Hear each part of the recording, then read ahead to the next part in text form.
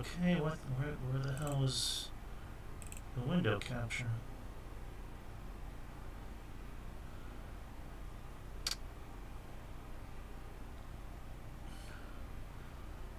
Okay, what the H? Okay, here we go. And I think I froze. No, you're here. Okay, so I sound good? You're fine. Okay. Cause on OBS, I guess it's taking a while to load. So my audio sounds fine, you're saying? Yep. Okay. Yep. Yeah, but for whatever reason, OBS, it's coming out kind of weird, where it's kind of lagging. Well, let me check it out on YouTube real quick. I. It doesn't. Are you live? Yeah, I'm already streaming. Oh well, I didn't know that. I didn't know that. Okay, on YouTube, it's not even showing our faces. Oh, then I don't know. Okay, what the H? Did you try to do a test stream first with the new camera to see if it works? I did not. Gotcha. Okay, yeah, I think I'm just gonna have to turn off the camera then because there's lagging. Ah, bless. All right, sorry about that, people. You won't get to see my pretty face tonight. Well, at least Maurice and Kyle stayed. We lost Goof and three other people. Oh my god, I hate this fucking computer so much.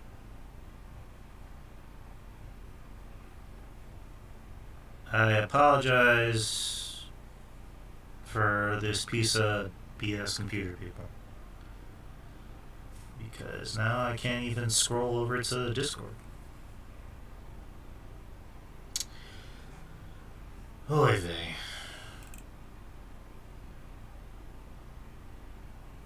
Did I seriously just get kicked out of OBS? I got kicked out.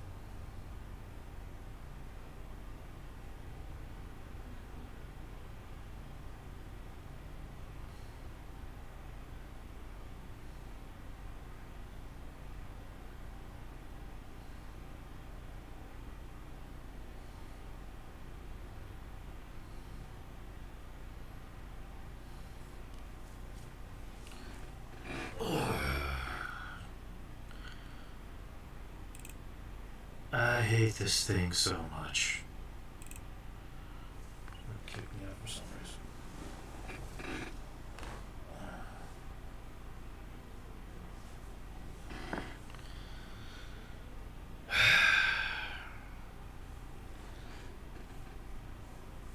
And my foot's asleep.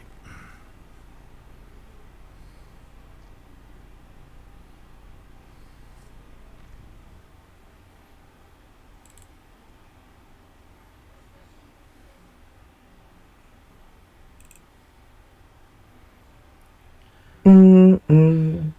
All right, I'm back. Yep. Yeah. Yeah, you were. I saw that you were texting me. Okay. Yeah. Like I literally saw you on your phone texting. You were still in here, but it did kick you out though. Yeah. Yeah. I have no idea how the hell that happened. And Oh, no worries. Let's just get the show going. well, I'm trying to, but this computer sucks. Okay. All right. Sorry about that, people. Anyone watching live. All right. So. All right. Now that we're back. All right. How am I sounding? Yeah, you sound great. Okay. Anyone else? How am I sounding before we can get things going? All right. We can get going. You sound good. All right. Sorry about that, people. Sorry for the hiccup. Yeah. Anyway. Blah blah blah. 3, 2, 1. Welcome, people.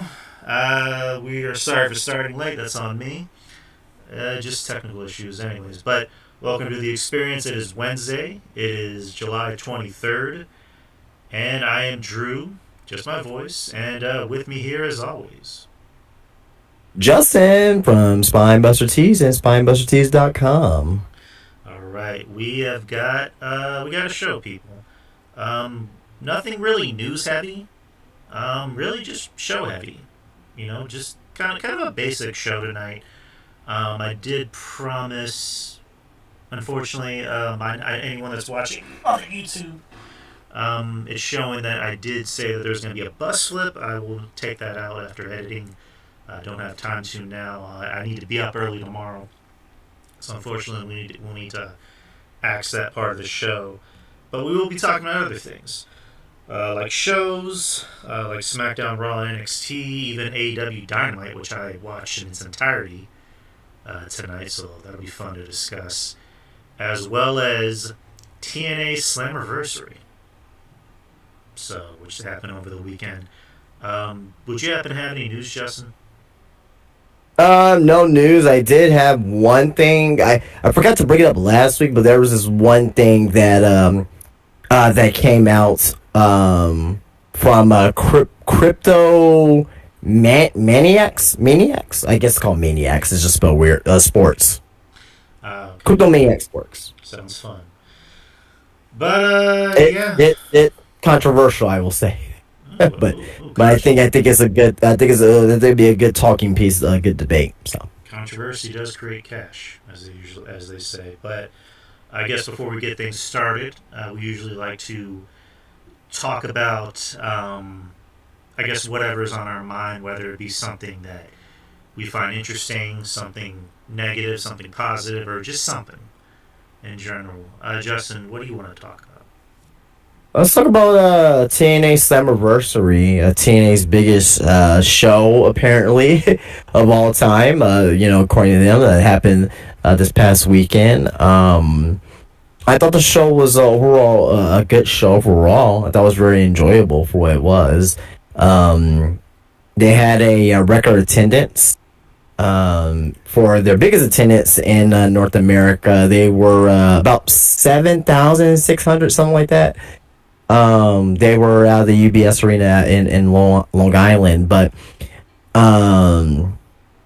just want to talk about the overall for the show itself, and also the future of TNA, because apparently, possibly in the next 2 to 3 months from now, TNA possibly may be getting a new TV rights deal, possibly up to $10 million a year, possibly. We'll see, but what were your thoughts about Summerversary overall? I really enjoyed it. I watched it here. I was looking forward to it because it had a pretty good card. And lately I've been pretty high on TNA. I've really enjoyed that they've that they're selling out shows. This WWE deal, it's really helped them, with ticket sales, and you just mentioned earlier, possibly getting a new TV deal. I really did enjoy the show. I mean, it wasn't perfect. No. One thing I'll say about TNA, and this is kind of a slight criticism, and this is where I kind of have to give the edge to AEW. I'll need to give credit where credit is due for AEW. Whatever you think about AEW's matches, whatever I think about AEW's matches, the crowd is always very invested in the matches. Right. Whenever something crazy happens, whenever a big move happens, or a cool move happens, they at least seem like into it. Whereas TNA seems very like they sit on their hands a lot during the match. When a cool move or anything happens, they're just like, yeah, cool. It's like, okay. You have a hard. They're at least hot for some matches, but you have the Hardys out there. You have Trick Williams out there, Mike Santana. AJ Styles got a big pop for obvious reasons, but I don't know. What do you think it is with the TNA fans as compared to the AEW fans? They have more traditional wrestlers. Their wrestlers closer to WWE than AEW. AEW does more of the exciting, high flying, spot heavy wrestling. Not to say that TNA doesn't. And they got guys in there like that. Leon Slater's fucking fantastic. Casey Navarro, you got the Rascals there.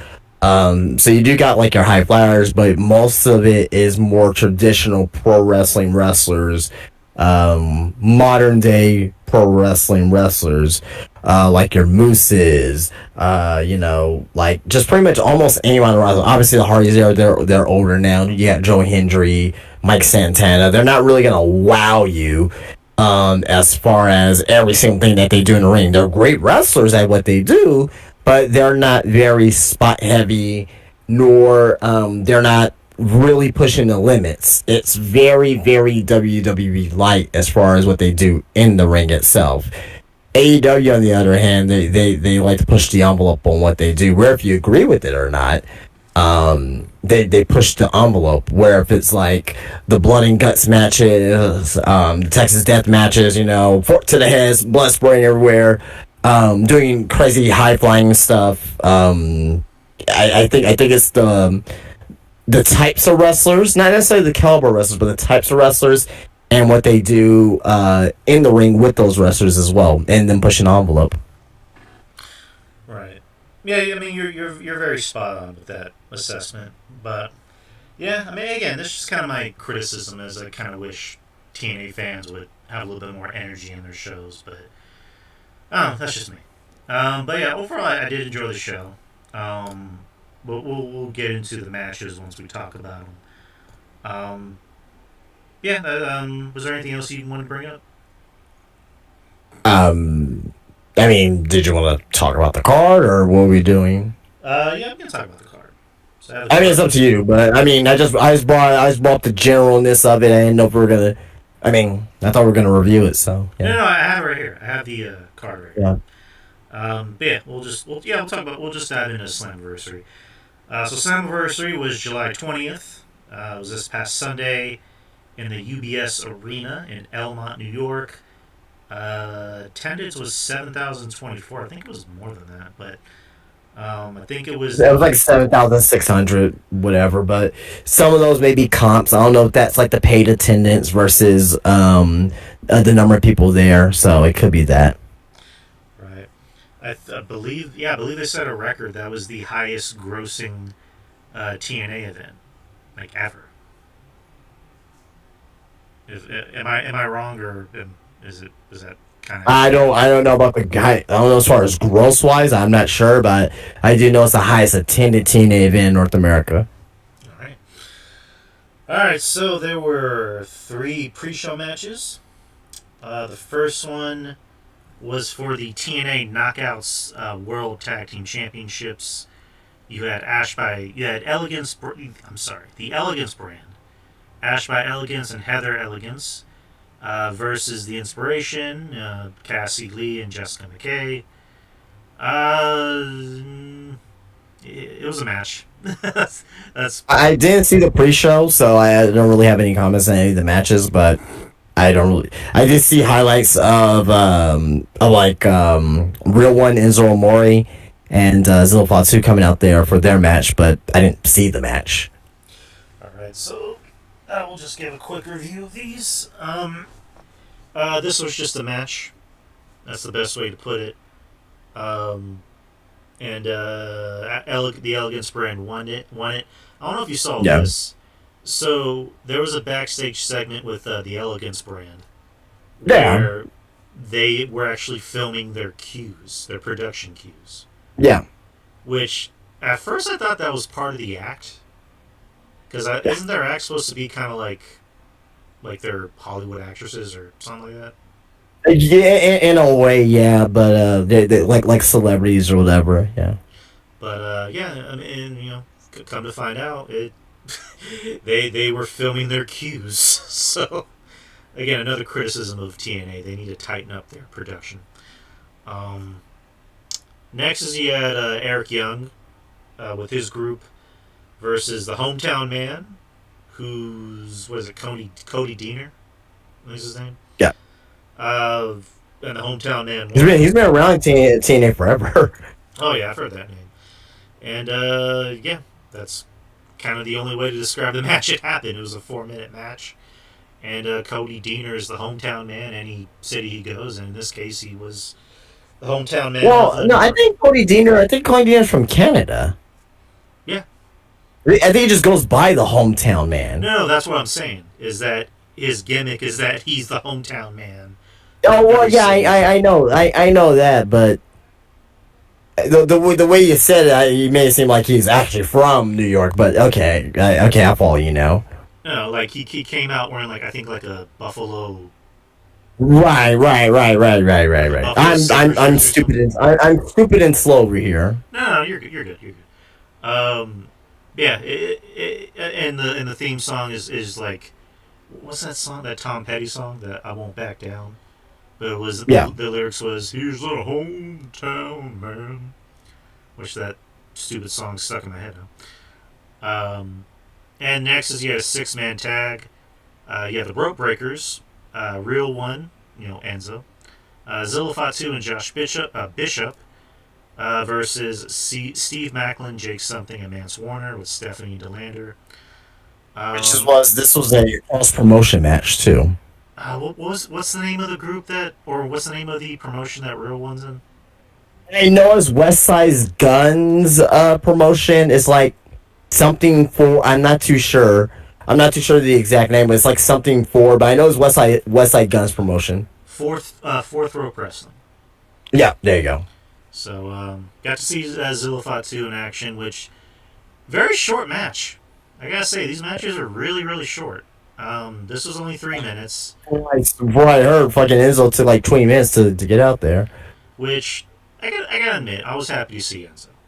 I haven't seen Enzo in a while. I was always a fan of Enzo, so it's good to see him out there working. Nice to see Zilla, even though he didn't really do much. Was that one of your first time seeing Zilla in the ring? Well, I mean, I don't really get access to a lot of his matches. I only see clips. This is like probably the first time I actually got to see him have a match. Right. Right. But yeah, I would like to see more of him. But yeah, this is a very quick match with the Rope Breakers winning. Yeah. Yeah, I mean, there's really nothing else I can say about these pre-show matches other than they're just really really short. Yeah. The TNA Knockouts tag team match was probably the longest one. Anywho, to begin the show, you had Mustafa Ali with Jason Koch, John Schuyler, and Tasha Steeles versus Cedric Alexander, which they brought up their history. Was it 7, 8 years in the making? They had a match at WrestleMania for the Cruiserweight title. And And so the Cruiserweight division. Yep. I thought this was a fun match. I generally do like these two. I like Mustafa. I've always liked Cedric. And these two know how to work. These two know how to have a good match. And Mustafa won, which TNA really seems like they're pushing him. It seems like they're pushing him, which makes sense because the guy has talent, the guy has charisma, and Cedric's always going to be Cedric. He's always going to give you a good match. But what do you think about this? That was a very, very good opener. I mean, these guys can't really put on a bad match with each other. Very, very solid opener, and I thought this would end up being the third best match of the show. All right. Next is you had an 8-man tag. You had Matt Cardona and the System, Brian Myers, Eddie Edwards, and JDC with Alicia Edwards versus Dark State. Matt Cardona and the System went over, which I was a little shocked by because they've really been pushing the Dark State. Like they really have been. Now NXT lately. Yeah, but I just feel like they're second fiddle now. They made this debut and they haven't really done shit with them. yeah, that's why I keep calling them Timu Shield, or maybe Shield isn't the right term. Maybe Timu Retribution, but I don't know. They don't work for me. Like I'm at the point where they have go away hate with me, because like you said. Well, I wouldn't say all that. I think you think it's a little too harsh, but Well, I'm harsh. Yeah. Sometimes you're a little too harsh, but it's okay though. It's I'm okay. harsh because I care. In this case, Yeah, well. I don't care. Okay. But no, it's just, I don't know. The group just doesn't do it for me because, like you said, they debuted and they made them seem like a big deal, and now it's just Right. like, why are they here? What's the purpose? Are they with Trick Williams? Are they with Oba? Who are they with? They're with nobody. Like, what's the purpose of them being on the show other than to just do run-ins on random people for no reason? And also, you look at everybody in that group. Sugar has charisma, at least, but everybody in that group, I don't really see them being anything else. I don't really see them being main event players. So I don't know. I again, not a fan of them personally. But Matt Cardona in the system won. Good seeing Matt Cardona out there. Him and Brian Myers got to team up in New York. I guess a fun fact was 17 years to that day was when they won the tag team titles as the Yep. Major Brothers, or not the Major Brothers, the Edgeheads, or whatever the hell they were. 17 years One ago. of them. Yeah. Sure. Yeah. But yeah, good for them. But what do you think about this match? Uh, I agree with you on what you said. Yeah. Okay. Right, where are we at? We are Indy Hartwell versus Tessa Blanchard. Um, Interesting backstory. I'll say that. Indy Hartwell used to room with Tessa Blanchard, so which I had no idea. So there was a backstory that they were best friends, and Tessa turned on her, and for whatever reason, Alicia Fox is Tessa's new bodyguard or whatever. Right. I just eh. Indy Hartwell, I think she's a sweetheart of a person. I just don't really think she's that good of a wrestler. Just my opinion. This match wasn't terrible. Wasn't really great. It was a match, which Indy got the win. And then afterwards, Tessa beat her ass, and then Tessa beat up the ring announcer. And eventually got suspended indefinitely by Santino. But what did you think about the match? It picked. I like the last what was like 5 minutes of it, or what, or not 5 minutes. Last like 3 minutes of whatever it was. Um, I think Indy's doing better on the Indies. No pun intended. I think she's um showing that she can be an asset to a company if they let her be. But Tessa Blanchard, on the other hand, great pro wrestler. Didn't really show much in this match, but she is a great pro wrestler. Even though personally, I don't personally I don't like her, but she's a good pro wrestler for what she does. But this particular match, it felt like she was kind of I don't know phoning it in. I don't know, but you know, I thought the match was okay.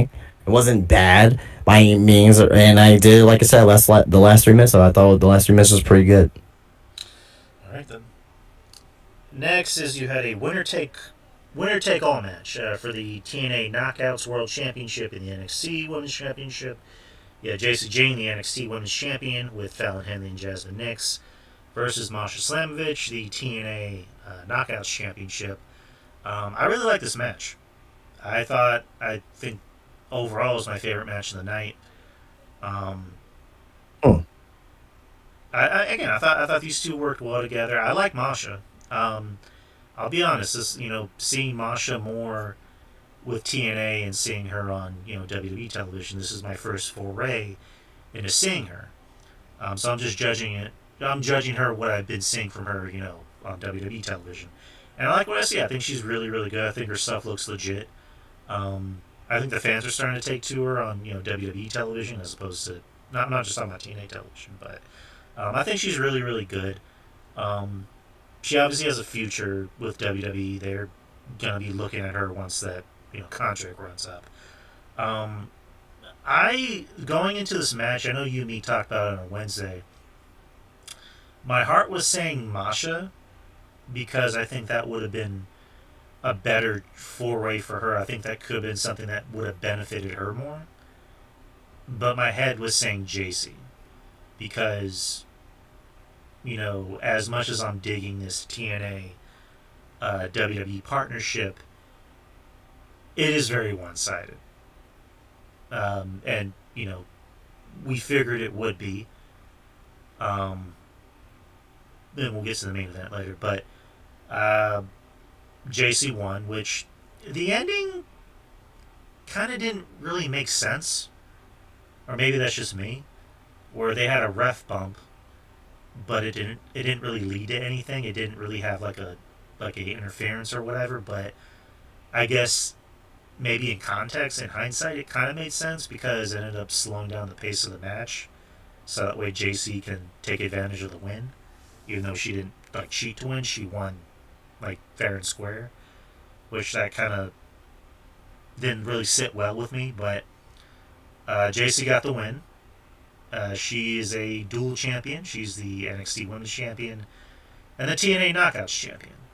Um, which good for JC. I do like JC. I like the fact that they're not just having her be a one and done champion. They actually are putting the gas behind her.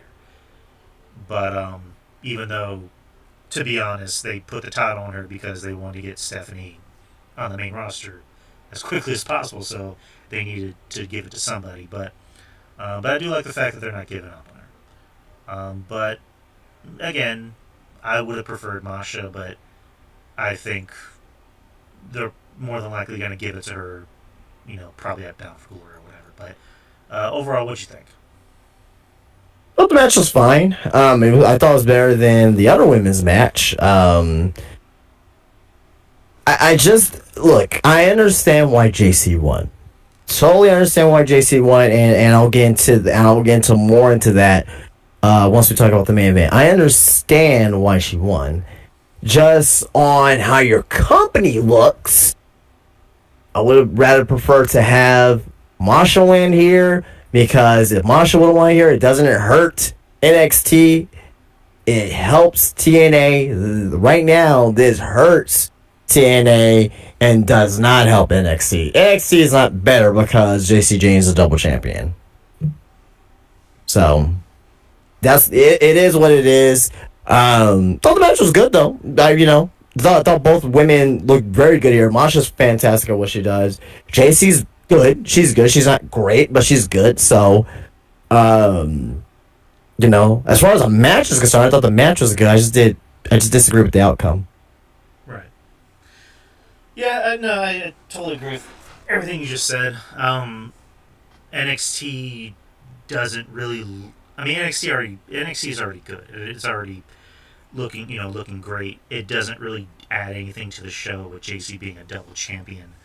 Thought Masha could use that rub a little bit more, but I don't know. Maybe there's a reason behind it, and more than likely we'll find out at like Bound for Glory, so to speak. But all right, next is you had Leon Slater versus Moose for the TNA X Division Championship. My second favorite match of the night. I thought this was really fun. Moose, for whatever criticisms people have about him, and maybe deservingly so, he really looked like he made Leon look like $1 million in this match. He bumped around for him. He made his shit look good. I like that they gave this match meaning, as in Leon Slater. I don't even think he's like 21 yet. I think He's 20. Okay. Like his family. Him and Javon Evans are like fucking prototype pro wrestlers. Yeah, that's a match that I think WWE's gonna have a boner to have. I had no idea Leon Slater was British. Then again, I've never heard him speak before, so that's my first time hearing him speak. But yeah, it got a little bit too. What's the word I'm looking for? Got a little bit too indie at the end. But again, that's just me nitpicking. Indie how? Well, I mean, with the. It's the same issue I have with some movies where they don't know how to end, and then they have a second ending. Okay. Again, that's just me nitpicking. I'm always going to nitpick. But it may seem like it's a bad thing, but okay. Never said it was. I'm just, again, nitpicking. Everyone has different tastes, But yeah, I did like the ending where Leon's going for his what do you call it? His like 360 swanton, and then Moose moves out of the way. It's swanton for people. Yeah, and then Moose moves out of the way like, you can't get me. And then, Leon does the Hardy Boys swanton all the way from the other side of the ring. And then he does his 450 and pins him, and now he's the new X Division champion. And then Moose, does the sportsmanlike thing of grabbing the belt and then putting it around Leon's waist. So, the passing of the torch. And then afterwards, you had the return of AJ Styles in TNA, who actually brought back his old theme music, Grits, which got a pop out of me. As soon as I heard that theme, I was grinning from ear to ear. I was a huge... Was anyone really expecting him not to come out to his TNA theme? Well, I mean, it's just one of those things of, like, you haven't heard it in such a long time that... Oh, yeah. Yeah, but, I was just wondering if there was someone who was like, oh, he better not come out to his WWE theme. I don't think they would have done that. But as soon as I heard that theme, I was a huge TNA watcher back in the day, especially in the 2000s, like when it was at its peak, when you had AJ Styles and Samoa Joe, when you had who are some other names, Gail Kim, people like that, Awesome Kong. Like, I loved TNA back in the day, and AJ was, I'm a mark for AJ, and he's one of the reasons why I watched the show, and seeing him back in TNA, especially with that theme music, it got me hyped up, and I marked out a little bit. So, he came out, and I was more expecting AJ to kind of have his own moment. Instead, he came out and kind of not necessarily ruined Leon Slater's moment, but kind of stepped all over his moment a little bit. But in the end, he did, give props to him, saying, he's the future of the X Division, blah, blah, blah. But I don't know. I would have preferred if AJ would have just had his own moment. That's just me. And let Leon have his own moment. But, well, you put him over. No. You put him over significantly. No, I know. That's what I was saying. But, like, I just... Oh, okay. I thought you were saying that you wish would have came out there. Okay. I follow you now. I got you. Right. Again, but overall, love seeing AJ back, and good for Leon. Overall, what'd you think? I'll just say this. I thought it was match of the night. I don't have to really go into the reason why. It was match of the night. One of the best matches. Probably I won't say one of the best matches of the year, but if it's in your top 50 matches of the year, sure. But do you think that AJ Styles will have a match in TNA by the end of the year? Yes. I think it's a possibility. Yeah. I think it's possible. I won't say like 100% for sure, but I think it's definitely possible. I forgot to bring this up on a previous show. So he allegedly, it hasn't been confirmed by him, but apparently people close to AJ have said that he has signed a 1-year deal with WWE and he plans to retire after his contract is up. So, which is why you're seeing not to say AJ wasn't used prominently before, but you're seeing him in this big feud with Dominic.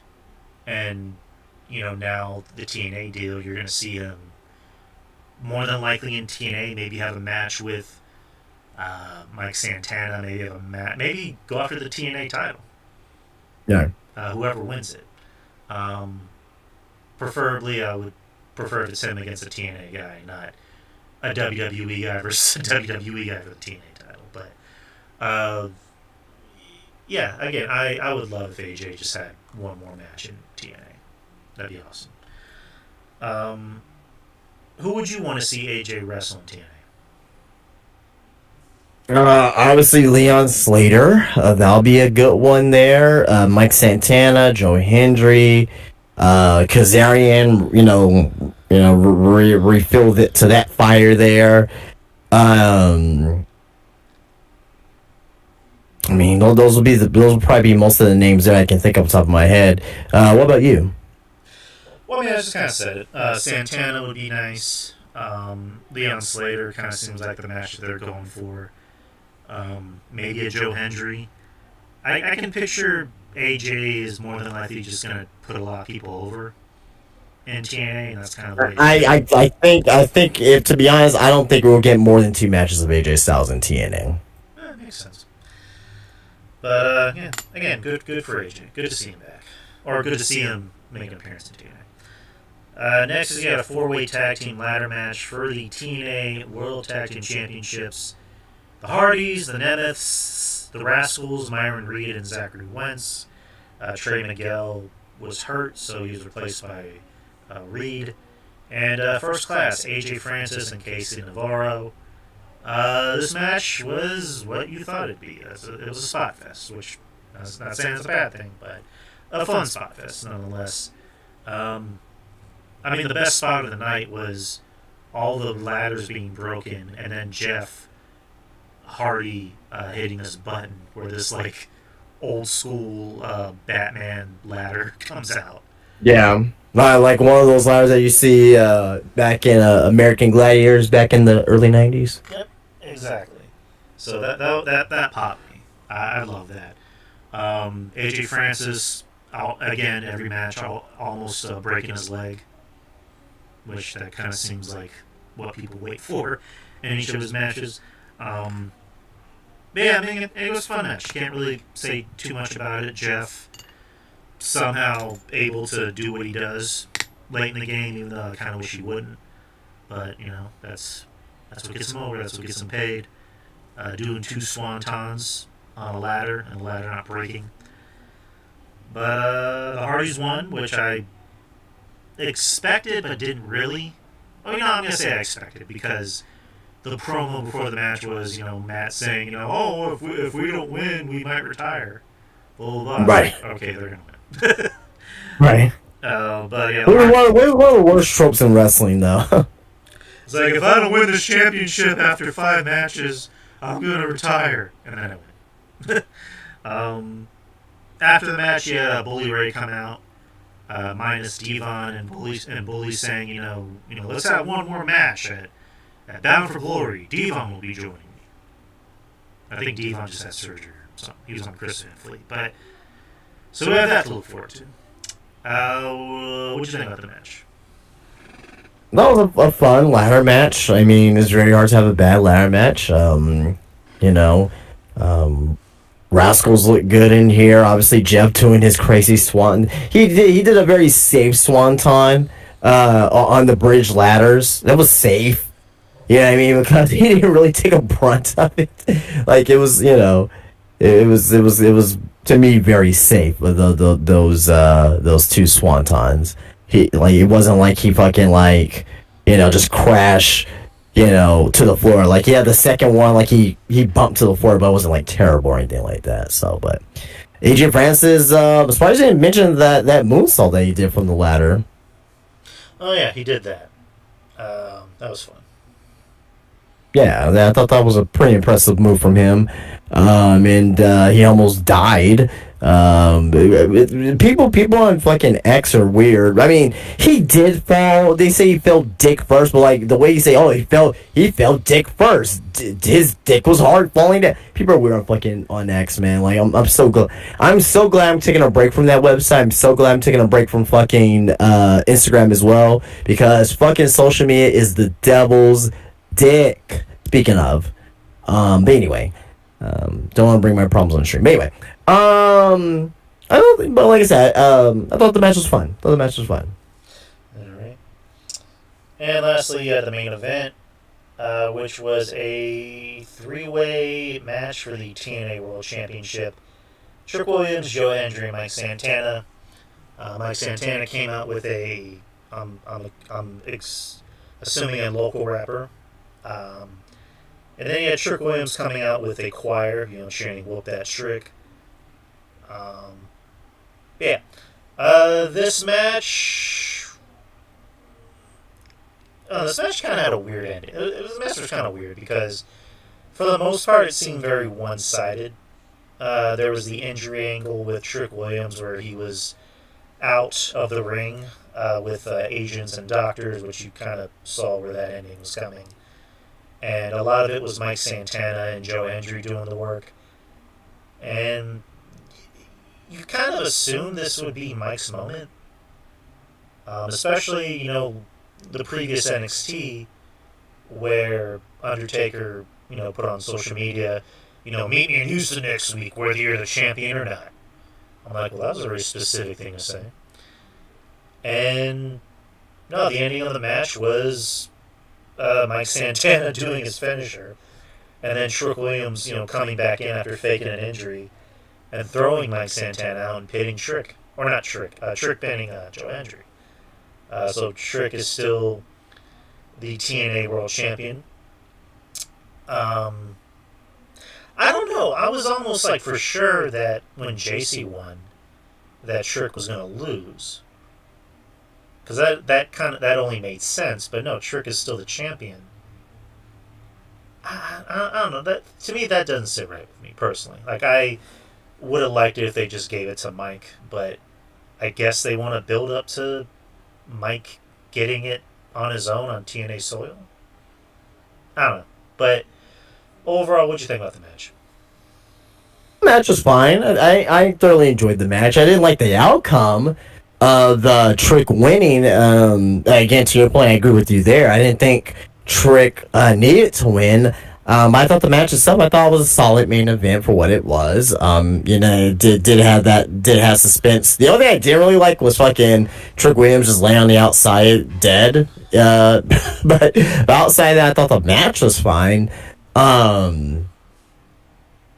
So let's just get right into it, right? Mm-hmm. So with TNA having their two major championships being held up by WWE talent, I don't agree with it because it makes TNA look foolish. It makes them look stupid. It doesn't make them look like a credible, secondary wrestling company, right? But I understand why they are doing it. Do you have any idea where I'm going with this by chance? I'll let you tell the people. Well, I'll let you guess first. Okay. Do I have any idea where you're personally going with it? I'm gonna say no. No. Okay, never mind.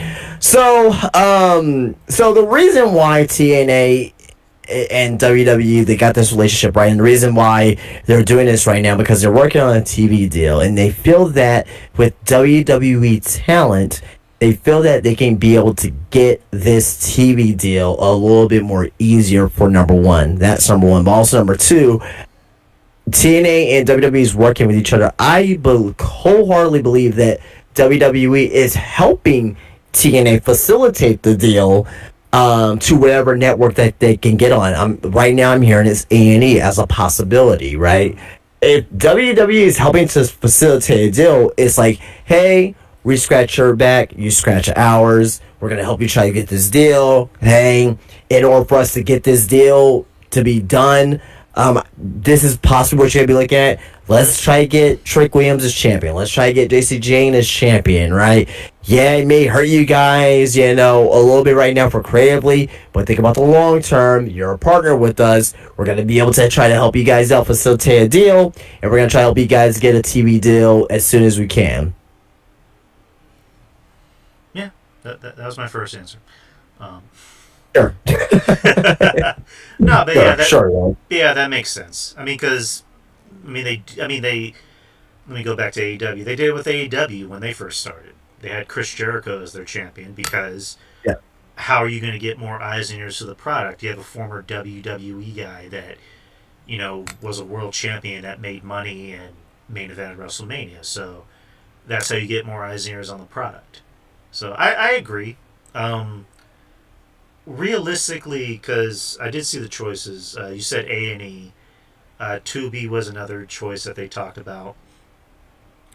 I guess they don't want a streaming platform. They don't want a streaming platform. They want a regular broadcast television show, in my opinion. Because Tubi, what the fuck is that? They're on fucking what are they on right now? Not Destination America. What? Don't tell me. It's Access. Fuck, I forget. Yeah, Access. Yeah. They're on fucking Access right now. What the fuck does? No, they need to be on regular TV. A&E. Whatever TV network they can find, but Tubi would be a terrible idea for them. Okay, A&E would be interesting. I know A&E does a lot of the WWE shows I don't think A&E's ever had like a straight up wrestling program, as far as I know. But that'd be interesting. Right. But yeah, good for TNA. You know, if they can get that deal done. But that was Slammiversary, people. Overall, what would you rate it? I'd give it a 7 out of 10. Yeah, about the same. All right, so that was Slammiversary. Let's delve into these TV shows real quick. So SmackDown. SmackDown was in San Antonio, our hometown, our neck of the woods. The show opened with a car accident surrounding Sol Sokoa and his group, and we had no idea what happened there. Eventually, Jacob Fatu will be taken into questioning by local police. I don't know why that made me laugh. It was they couldn't like just pay SAPD officers. They had to pay a bunch of developmental or local wrestlers just to wear police outfits that said local police. So whatever. Yeah, that was a lot of I won't say local guys because a lot of those guys are not. They don't live in San Antonio, but a few of them were Texas guys. A lot of Texas guys in there. Which they did take Jacob Fatu in as a person of interest. Which he was rocking a San Antonio Spurs Jacob Fatu shirt. So good for Jacob. And didn't want anything to do with these punk ass police, as he referred to it as. But the opener, you had Raquel Rodriguez, who's a hometown girl, along with Roxanne Bettis, versus Charlotte Flair. I gotta say, Raquel has been working a little bit better. There was a whole thing with Kevin Nash where Kevin Nash said that she was working too small. To which she responded with grace, saying, you're right. If anyone's going to tell me I need to work bigger, it's Kevin Nash. Yeah. And Yeah, I believe. I believe when we did the review, I think we mentioned that. But yeah, I agree. right. And she put out things saying that she's open to criticism from anybody, including, Hall of Famers and legends like Kevin Nash. Which it delights me when I hear younger wrestlers open to criticism. Not just younger wrestlers, but seasoned wrestlers. Raquel, I guess you can still consider a younger wrestler, though she's been around for a while. It's good whenever you can hear wrestlers take criticism. The match was what it was. Charlotte got the win, which they're continuing this feud with these two. Charlotte and Alexa are going to face them for the tag titles at SummerSlam. So there's that to look forward to. But what did you think about this match? That was a fine opener. For what it was, it's a standard TV match. I mean, but crowd was pretty much hot all night for what I gathered. So yeah, San Antonio wrestling fans, we do love when we get something because we usually don't. Well, we do, but compared to like other cities, but we're always very appreciative for the shit we get. Right. So, just writing something down real quick. Give me a second. All right. Next is you had Carmelo Hayes versus Damian Priest. This feud started with Carmelo Hayes pretty much getting in Damian Priest's face and talking shit, and they just started a match. So yeah, that's kind of the basis of this feud. And then also showing, what happened the previous week when Damian Priest, Aleister Black kicked Damian in the face backstage after Black's lost to R-Truth, which R-Truth wasn't on the show this week. Mm-hmm. And Priest and Hayes had a match, and wasn't a bad match overall. It was a good little man. Yeah, very good. Yeah, good little man versus big man match. I do love Hayes. I really do like Hayes. And I like Priest as well. And I thought these two matched up pretty well. But the match ended in no contest after Priest interfered and knocked out Damian Priest. So more than likely they're going to match at SummerSlam, which I say more than likely, and it's going to be announced next week, being that SummerSlam is 2 nights this year. But really did like this match for for what it was. How do you feel about? Well, first, how do you feel about the match, and second, how do you feel about this Priest and Black feud? Thought the match was good. Carmelo getting a little bit more shot on TV. He needs to be on TV more. Needs to win. He needs to win more. But as far as Black and Priest, I'm glad that Aleister Black came out in the all black suit, a la the House of Black in AEW. Hopefully, they can start to try to transition him into more of that particular character. That'll be good. But outside of that, I mean, yeah, I'm pretty excited about it. I hope this is the start of the new push for Aleister. Okay. Hold on. I just got this weird message from Craig. It's saying that they haven't heard anything from me for 5 minutes. That's weird. Okay.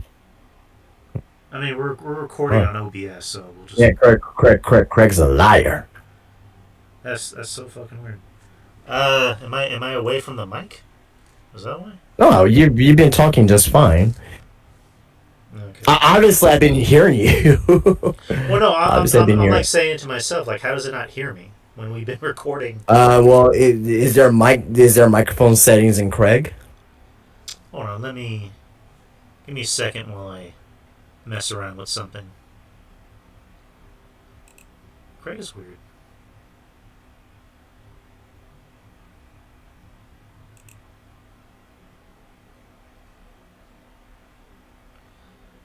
Sorry, people. No, it seems to be working. Alright. Hello. Maurice, I see you in the chat. Am I coming through alright, Maurice? If I'm coming through alright, we can hear you, Drew. We can hear you, Drew. I'm just making sure, because Craig is being a liar. Anyways, nonetheless, like I said, if anything, I'll just use the recording from here. But yeah, returning to SmackDown. Jacob Fatu came back after he was resolved of all his crimes. And then it was revealed that Solo Sikoa had been the one to falsely accuse Fatu of the car crash outside.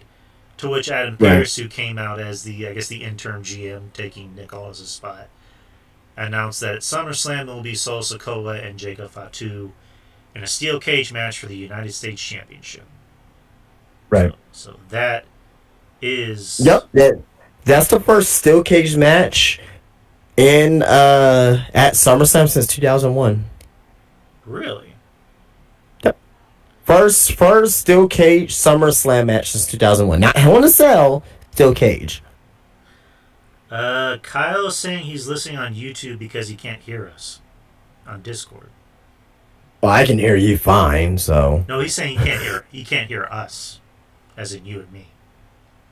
Well, I don't know how that is because I can hear you through my end. Okay, Kyle. We're all in Discord together. We're all in the same room, so we should all hear each other. Okay, Kyle, I don't know what to tell you, man. I'm sorry. I don't know if maybe Discord. I don't know. I may be wrong, but Discord is a piece of shit too. So there's that. Yeah, Discord is a piece of human feces. But all right, continuing the show. You had Stephanie Vacour versus Alba Fire. Vacour beat Fire, and that's the match. Next is you had DIY versus Fraxian versus Motor City Machine Guns versus Andrade and Ray Phoenix. I think this was a number one contenders. Oh yeah, it was a number one contenders match to face the White Six for the tag team titles. This match kind of went the way you thought it would. It was a lot of spots. It was exciting. Right. It wasn't a bad match. Very fun match. I believe the sound like the crowd was definitely into it. You had four teams out there with guys that know what they're doing and can make everything exciting as hell for everybody. In the end, Andrade and Phoenix won.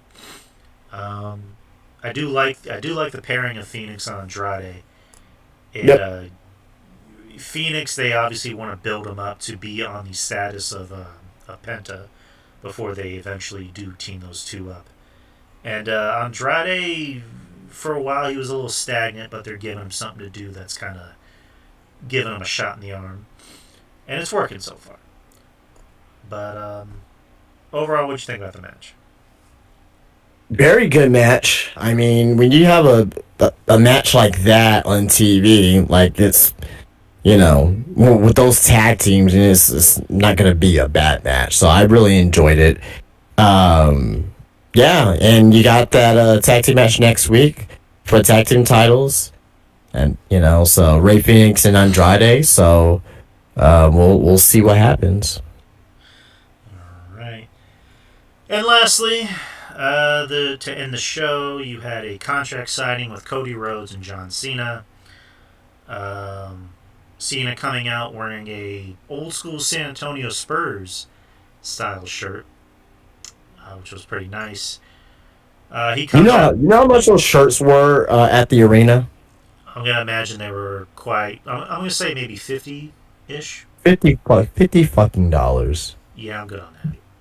Fucking ridiculous, man. $50. Like you can do a lot of shit with $50. Did they sell them? Oh yeah, it's fucking WWE. And it's John Cena. But it's like, fuck, man.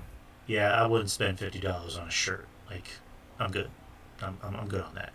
I'm gonna make all my shirts. I'm gonna make all my shirts for $50 because people can apparently they like to pay shirts for $50. So I'm gonna make all my shirts for $50 starting tomorrow. People are gonna be very, very happy about that. Shit, I spent $50 on groceries today. That's what you should be spending $50 on. Yeah, he came out and said, I can't make SummerSlam because I have a movie that I'm filming for Netflix, so we're gonna have to postpone our match for another day. I'm sorry, blah blah blah. Cody looking pissed off. The more and more Cena talks, and then followed Cena out in the ring and beat his ass, and then fell on him on the table with the contract, and then forced him to sign the contract. So the match is on. The match is still on at SummerSlam. Cody looking more and more aggressive after promising the fans, I won't make that same mistake again that I made with Cena at WrestleMania. So that is the end of SmackDown. What were your thoughts on the segment? I thought it was a good segment. It kind of I won't say it didn't make me really more excited for the match per se, but it's good to see the two characters really fleshing out. The Cena character obviously being the cowardly heel, right? And Cody being that pissed off babyface, like I want my fucking title back. You know what I mean? So I think, and also it being a street fight as well, it will hide the deficiencies from their match at WrestleMania. In default, this will be a better match because of that, which is good. So yeah. All right. So, question, and we talked about this like on a previous show. So, do you look at Cody's new attitude as more of just him being more of an aggressive babyface, or signs of him maybe turning heel? He's not turning heel. Okay, that's just not now at least. Maybe 12 months, 18 months down the road, sure, but not this current moment. No. Okay, I like the fact that Cody, is having more of a fire in him because, as I love Cody, but he was kind of getting a little stagnant, especially in that WWE title run. And the one thing I've always said about Cody, even back in his AEW days, is that a lot of his promos he tries to be a little bit too cute, a little bit too Hollywoody, and sometimes, most of the time, it looks like he doesn't have any affect in his facial expressions. Now he has more aggression. Now he's more pissed off.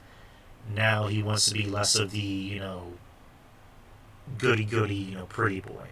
Like he's out for blood. So I like this Cody. I want to see more of this Cody. This is a Cody I think sells well, You can't just call yourself the American Nightmare and just be goody goody.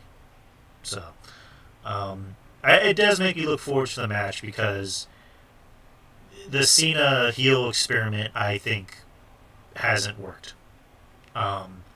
It was obviously good in theory. It was something to give the company a shot in the arm and to do something interesting with Cena's retirement tour. But I think after SummerSlam is when Cena is going to go back to being a face. But we'll talk about what's gonna make him turn to babyface. You know what? I agree. He's turning back face, but what's gonna make him turn back into babyface? There has to be it's not gonna be like, hey, also, hey, I'm babyface again. There has to be a reason. You know what? This isn't a cop-out answer. I will save my thoughts for next week when we do our SummerSlam review. Okay. You know what? Fuck it. I'll say it. I was trying to save it for next week, but I'll say it now. So. Okay, go ahead. It's going to be the traditional. It's kind of like with The Rock and Hulk Hogan at WrestleMania 17. Well, and also they've been teasing Cena having these like second thoughts about being a heel, like off camera. Okay. So the match could be like Cody beats Cena's ass and like he beats him clean, and Cena kind of realizes, these fans do love me. Like, what did I do? Why did I completely just say fuck you to the fans? Like, this is why I'm here, is because of the fans. So I think it's going to be kind of similar to that, where Cody kind of basically makes him recognize the error of his ways, so to speak. Okay. I don't know. That's just kind of how I'm looking at it. It sounds lazy and it sounds kind of lame, but I think that's kind of going to be the way to go. Okay. Or maybe there's going to be a situation where Cody needs Cena's help and Cena helps him, and that's how he becomes a babyface again. I don't know. You mean how Hogan just randomly turned babyface after saving Sting in their match at fucking Bound for Glory? What was 2012, whatever it was? Similar. Do you remember that match? Do you remember that match? Vaguely. So it was Hogan versus Sting at Bound for Glory. I think it had to be 2012. And Hogan came in as the heel, whatever, right? Then Sting beats Hogan. Then Immortal comes out there and just beats the shit out of Sting. And Sting's like, help me, Hogan. And just all of a sudden, Hogan just turns babyface randomly, even though he's like the dastardly heel. Like for like the fucking last year and a half.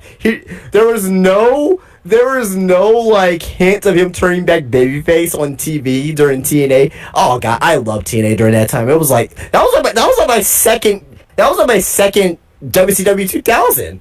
It was terrible TV, but I loved it. Terrible TV. I was watching. I remember Crow Sting, or no, not Crow Sting, Joker Sting.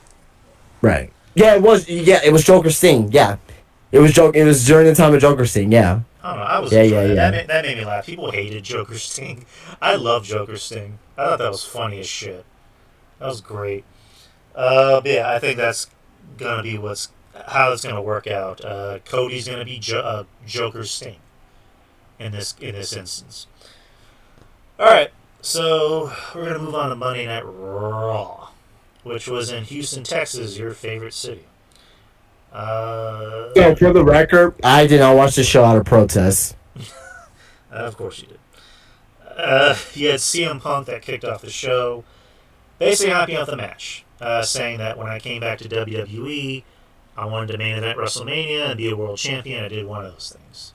So I want to beat Gunther, blah, blah, blah. Gunther comes out and basically just shits on CM Punk and his legacy and says if you didn't have these people chanting your name, then you wouldn't have anything. And just basically puts kind of silence CM Punk, which is surprising.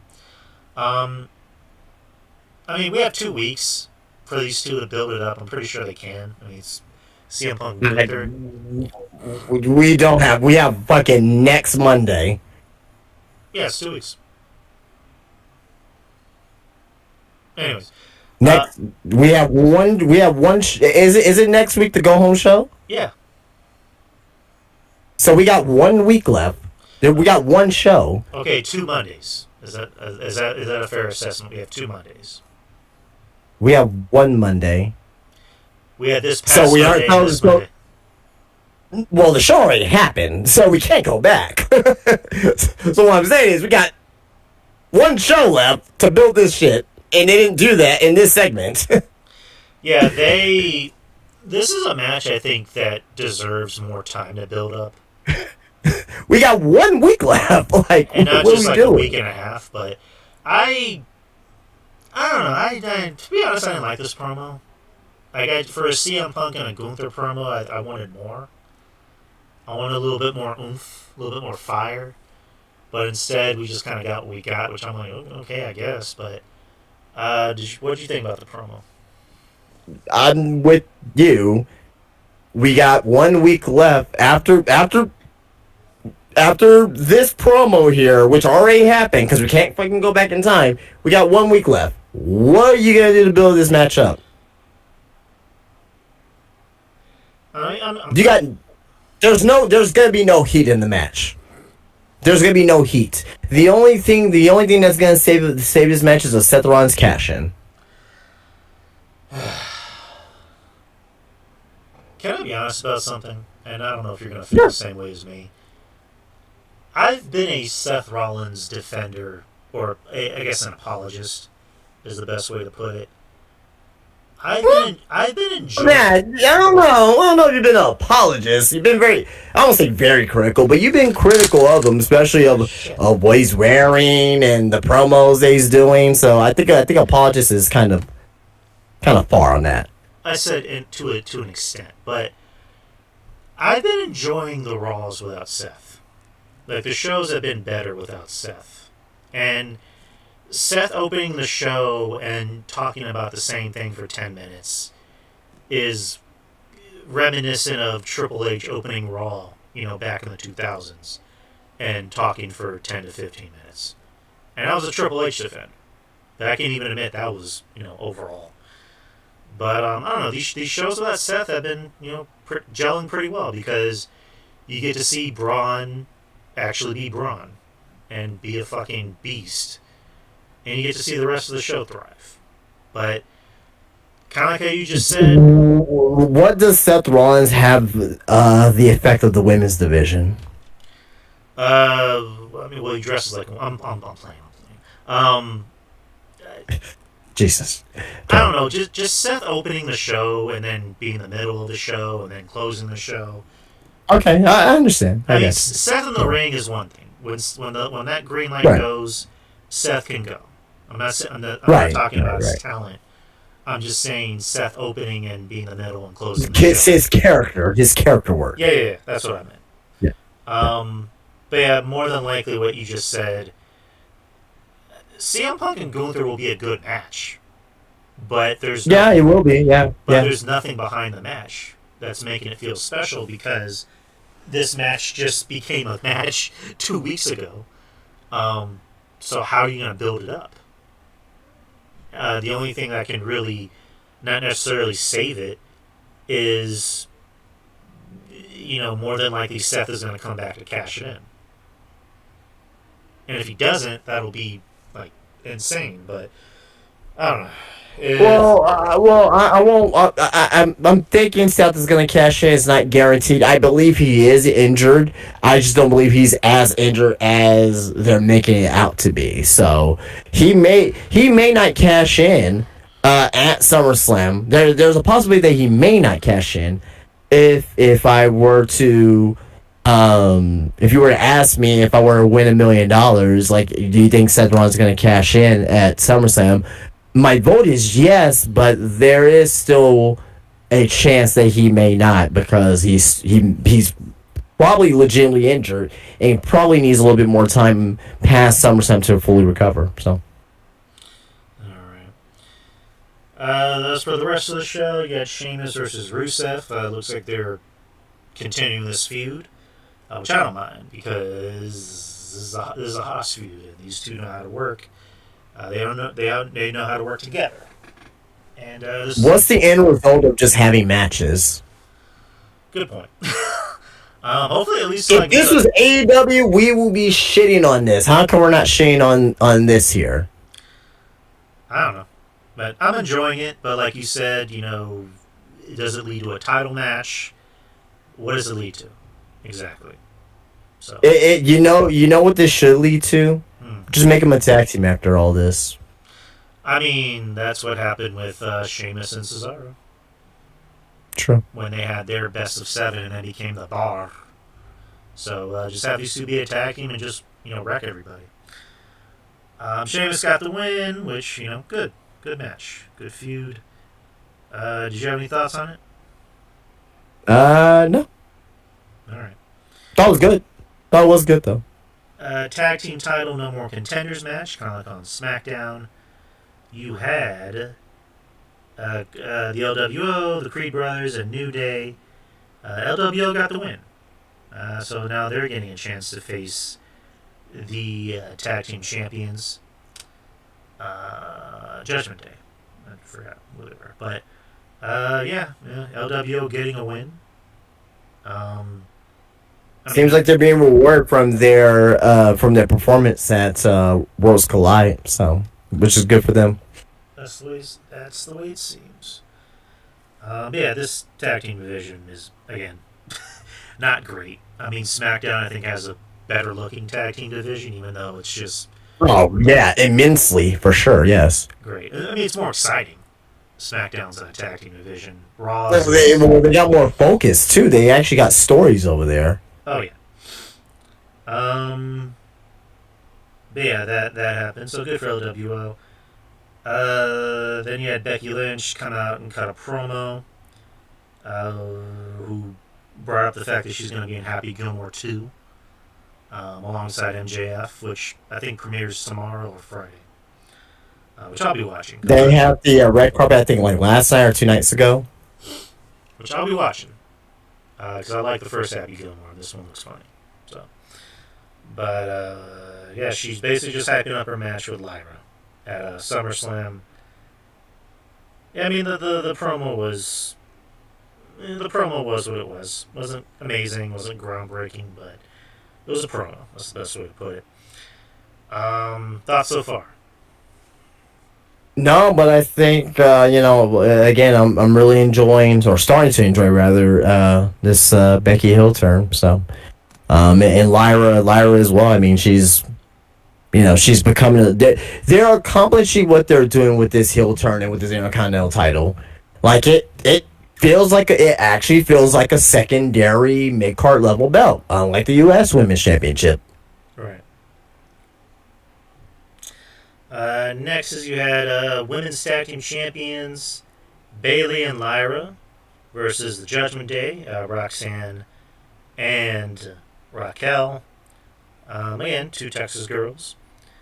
This actually wasn't a bad match. I was kind of enjoying myself so far. Bayley and Lyra, they're a fun tag team when they are together, and Raquel and Roxanne are really finding their footing. And the crowd seemed to be. Do you think that Raquel and Roxanne is better than Raquel and Liv? That's tough. I'm gonna say yes. I think they are. Not to say that Raquel and Liv are bad. I just think that I won't say necessarily say the chemistry, but like the in ring chemistry, I think is a little bit better. I think the on screen chemistry is better with Liv, but the in ring chemistry is better with Roxanne. Right, because Roxanne's a much better worker. Liv, we've said that she's improved, but Liv's a better character, and she's a better talker. So you're very much right on that. You're spot on about that. Yeah, I am very much enjoying this tag team more than I thought I would. Right. In the end, Becky caused a distraction for Judgment Day to get the win and retain their tag team titles. So there's that. Next, we had Sami Zayn versus Karrion Kross in a rematch from Crown Jewel, and this was kind of fun. this is a fun match. I really did like it. I probably liked it more than their Crown Jewel match, um, because I guess they allowed them to do a little bit more. Um, Cross won with a distraction from Scarlett. He ended up hitting Sammy with a lead pipe, which caused him to get a win. Cross, I think, busted his nose on was it the not Hallelujah kick, but it was the suplex into the corner. To which Scarlett kissed Cross, and then she ended up rubbing blood on her face. But Cross got the win, and I'm assuming there's going to be a third match at SummerSlam. But thoughts on the match? Well, I mean, they're not really making Cross look strong at all, are they? I mean, they're not making him look strong for shit. What do you mean? He had to use a lead pipe against already a weakened Sami Zayn to win. That doesn't make you look strong. That makes you look weak as shit. To me. Yeah. They need to do better. They need to do a better job and actually pin him. Let him pin someone clean with dominant fashion. Right. I mean, I see what you mean. I personally didn't have a problem with the finish because it kind of goes with the story. You know, Cross took out Sammy with the lead pipe, and that's what caused him to have the bruised ribs or the injured ribs. So I didn't really have a problem with the ending, but I do see what you mean. He needs to start winning matches cleanly. But yeah, the third match I think might be like a stipulation, maybe like a street fight or something, but we'll see. Stephanie Vacour versus Io Sky after Naomi antagonized Stephanie for saying, Io had you beat, and then interferences happened, blah blah. So Stephanie challenged Io, and they had a match, which essentially ended the same way, no contest. Yeah, that was pretty much the match. The match was good because you had two great workers that know what to do, but it ended in no contest because of all this interference. But yeah, thoughts on the match, or anything? It was good, very good. I mean, when you have two of the best women's wrestlers in the world, I mean, you cannot have a bad match. I want to see this match with high stakes when it matters, right? But Stephanie's having a very breakout year. Io's possibly having one of the best years out of anyone in wrestling right now, not just women's, but in wrestling period. So yeah, I mean, it's like the way that it ended, but I mean, do you expect one of these women to be beaten right now anyway? No. You're not going to beat Io because she just lost the title and she has the match at SummerSlam, and you're not going to beat Stephanie right now. So, how else did you think this match was going to end? No. Chelsea Green came out to cause the no contest, which Rhea Ripley came out and attacked everybody. So next week it's going to be a 6-woman tag: Rhea Ripley, Io Sky, and Stephanie Vacour versus Chelsea Green's group of her and Alba Fire and Niven. Secret Service, yeah. I think, man, and this is a massive position for Stephanie Vaquer. Massive position. I mean, you're going to be in the ring with, the two top women on Raw in a big babyface group against, the Secret Service and Chelsea Green. So, great spot for her. Yeah, she's a star. She's going to be a star. I mean, she's already a star, but they want to make her a star. The show ends with Roman Reigns and Paul Heyman's guys, Braun Breaker and Bronson Reed. Roman pretty much tells Paul the truth that, when you chose your best friend over me, you betrayed me. And, of course, everything with Seth Rollins. And the whole time, Braun Breaker's trying to step up to Roman. Roman's like, you better back away, son. And then Braun Breaker finally gets on the mic and pretty much does the heel, the typical heel thing of you're the old man and I'm young and I'm the new big dog and you're just an old dog and blah blah blah. To which it ends in a brawl, and then Jey Uso comes out and makes the save, and then they yeet off air, which Roman Roman commented on the video on Instagram and put, "It's obviously AI." To which they announced at SummerSlam it will be a tag match like we predicted last week. Roman and Jay versus Braun Breaker and Bronson Reed. And that's how the show ended. And of course, Roman getting a god level pop. So, but did you have any thoughts on that? Typical ending for the show. I mean, they didn't really do much of anything. I mean, let's just get this match over with. Yeah, it makes sense. But that was Raw, people. Good show. And now we're going to get to NXT. NXT was in Houston. They were, I forgot which arena they were at, but they were in a smaller venue. And the show opened with JC Jane coming out with her 2 belts and basically bragging about being a double champion, blah, blah, blah. Jada Parker and Lash Legend came out and challenged JC.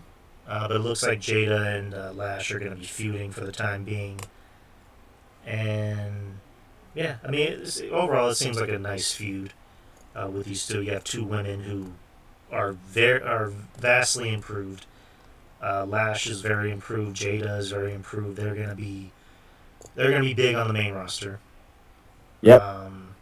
So I look forward to whatever they do in the future. What was the first match of the night? The first match of the night was Jasper Troy versus Ricky Saints. Man, what do you think happened here? So, like during the match, there was a spot where they were fighting outside, Right. and then Ricky Saints falls through the stage, but you don't see it on camera. So, do you think that was supposed to happen, or do you think that was an accident? I think it was supposed to happen. Well, I don't think the stage was gonna collapse. Like, are you saying that the stage collapsed like on accident? Well, I say that because they didn't film it. When we heard something about that, I don't know. That's just what I'm assuming. about it being a shoot, as far as like the stage collapsing. I don't know. I'm guessing. I think it was part of the show. I'll just say that. Okay. Maybe that's what they wanted us to think, that it wasn't part of the show, but in the end it was. But Jasper Troy got the win by countout, which he finally got a big win against a main event level talent. That's not a big win. You don't count a countout as a big win. I know. I'm just being a smartass, but. Well, like when you play WWE 2K, like, do you feel good about getting a countout win? No, I don't. I'd rather just pin the motherfucker. There you go. That's what I'm talking about. I think I skipped a match. Yeah, I skipped a match. The opener was actually Hank and Tank and Zarya and Sol Ruka. I wish you would have skipped it. Okay, well, let me just jump to the end of the match. Timu Retribution came out and, for whatever reason, caused a distraction for Tatum Paxley to hit Zarya with one of her dolls and get the pin. Mm-hmm. Which, that was whatever. Then JC Jane did her promo, blah, blah. And, Jasper Troy and Ricky Saints, blah, blah. Next is you had Trick Williams. Trick Williams coming out dressed like a cowboy and find cowhide and leather boots and a cowboy hat. Coming out and shit-talking The Undertaker, saying, "Let's talk about it." The previous night on Raw, he told Taker, "Maybe I might beat your dead ass," and yada, yada, yada. Taker came out, not in a motorcycle, because I think the ring was too small for a motorcycle, but he came out and just talked to Trick and said, pretty much, "Listen, I like your style, I like your look, I like your attitude, but lately, you've kind of lost it. The Trick Williams from before, who was the NXT champion, he was hungry. He was clawing. You've lost sight of this, and pretty soon, you're gonna lose yourself, and and this isn't gonna end well for you." And then Trick pretty much telling Taker, "I don't give a damn about you or your LFG students, yada yada yada." And I forgot how Taker worded it. He said, you got a lot of spunk, stepping up to an OG. And then Trick tries to go for a clothesline, and Taker choke slams him. Nice looking clothesline, still from Taker. And Trick really sold that. Like, he was kind of flopping on the ground like a fish. But I don't know what this leads to. Obviously, Taker can't wrestle anymore, so I don't know what this means. But what do you think about this segment? It doesn't put over Trick. I'll just say that. Okay, so overall, you weren't. So here's the thing, right? Uh-huh. You got Trick Williams that gets chokeslammed by the Legend, right? Uh-huh. That Trick Williams is the NXT champion, so it makes the NXT championship look kind of right now. TNA. No else it does. It fucks TNA even more. Oh, Jesus, man. Yeah, I don't know. I don't know. Yeah, I was a little taken back by it, because I'm fine with the segment itself where Taker's just talking sense into Trick, but then where's this gonna lead to? What's the blow off? No, that's what I'm saying. What's the long term? Yeah, what's the long term for this? No, that's what I'm saying. Like, I was like, is this gonna lead to a match? But Taker can't wrestle anymore. I was fine. If it leads to with one of his LFG students, I don't fucking see that bullshit either. So I would have been fine with more, just like with it ending with Trick kind of thinking about his choices, and not Taker chokeslamming him, not having the 50-something-year-old retired wrestler take down your 20-something-year-old star. Like, I don't know. I agree with you. It makes Trick look bad. It kind of makes the TNA partnership look bad. I personally would have. I would have just stuck with Taker giving Trick words of wisdom, and it ending with Trick kind of rethinking his choices. Like, that would have been better. Better than this, but yeah. Let's move on. You had Ren St. Clair versus the debut of Blake Monroe. Ren St. Clair, a local Texas girl. Who wrestled in Houston at Reality Wrestling, along here in San Antonio as well. So, but I mean, the match was really short. The whole point of the match was to put over Blake, and I thought it was all right. It didn't really do anything to kind of blow me away, but the whole point of it was to put over Blake, and then have Blake, obviously win and call out Jordan Grace, and then Jordan Grace came out and security was holding her back, and that was kind of the the gist of it. Any thoughts on the debut of Blake Monroe? That was fine. I thought it was fine. I didn't think it was like fantastic or anything, but it was just it felt like one of those quick weeks that you do in WWE 2K, like in Universe mode. So, yeah. Yeah, you're right. Next, where was I? Next was my favorite segment of the whole night. You had Ethan Page come out, and again, just cut a just heel 101 of him tapping into Bret Hart from 1997. Bringing up the whole Canadian thing of, I'm a Canadian and Canadians are great and America sucks and blah blah blah. And the North American title doesn't recognize Canada, so I'm rebranding the North American title as the Canadian North American title. And the whole crowd was just loving that. I was loving it. Ethan is just so good at this shit. Yeah, again, much more interesting, much of a bigger star than he's ever been anywhere else. Shawn Michaels was able to find something in him that worked. I think he's finally he was actually finally given a chance for the first time. Watching him in AEW even before that, I knew he could be this here, but he's finally gained that chance, which is good for him. And then he proceeds to sing the Canadian national anthem, Which again, loved it. Just wrestling heel 101. It's just simple things, and Ethan just knows how to make it work.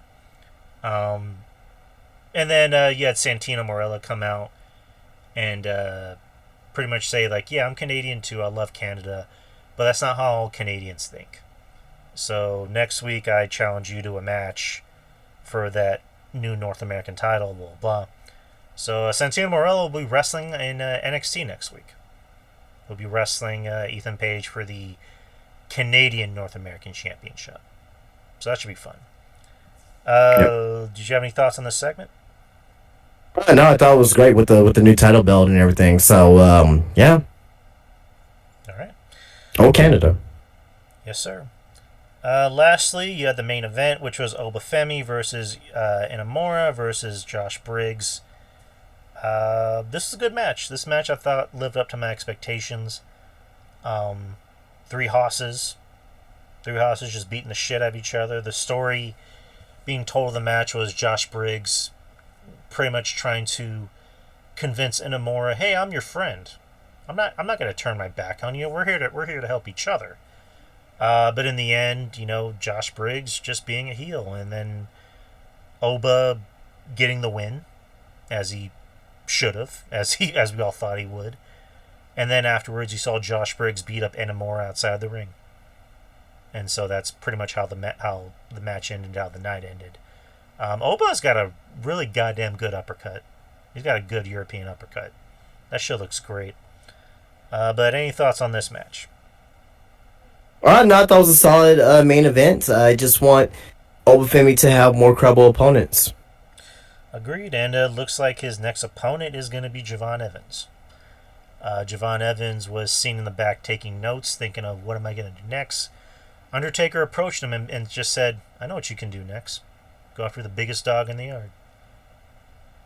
So, that kind of looks like the main event of Heatwave.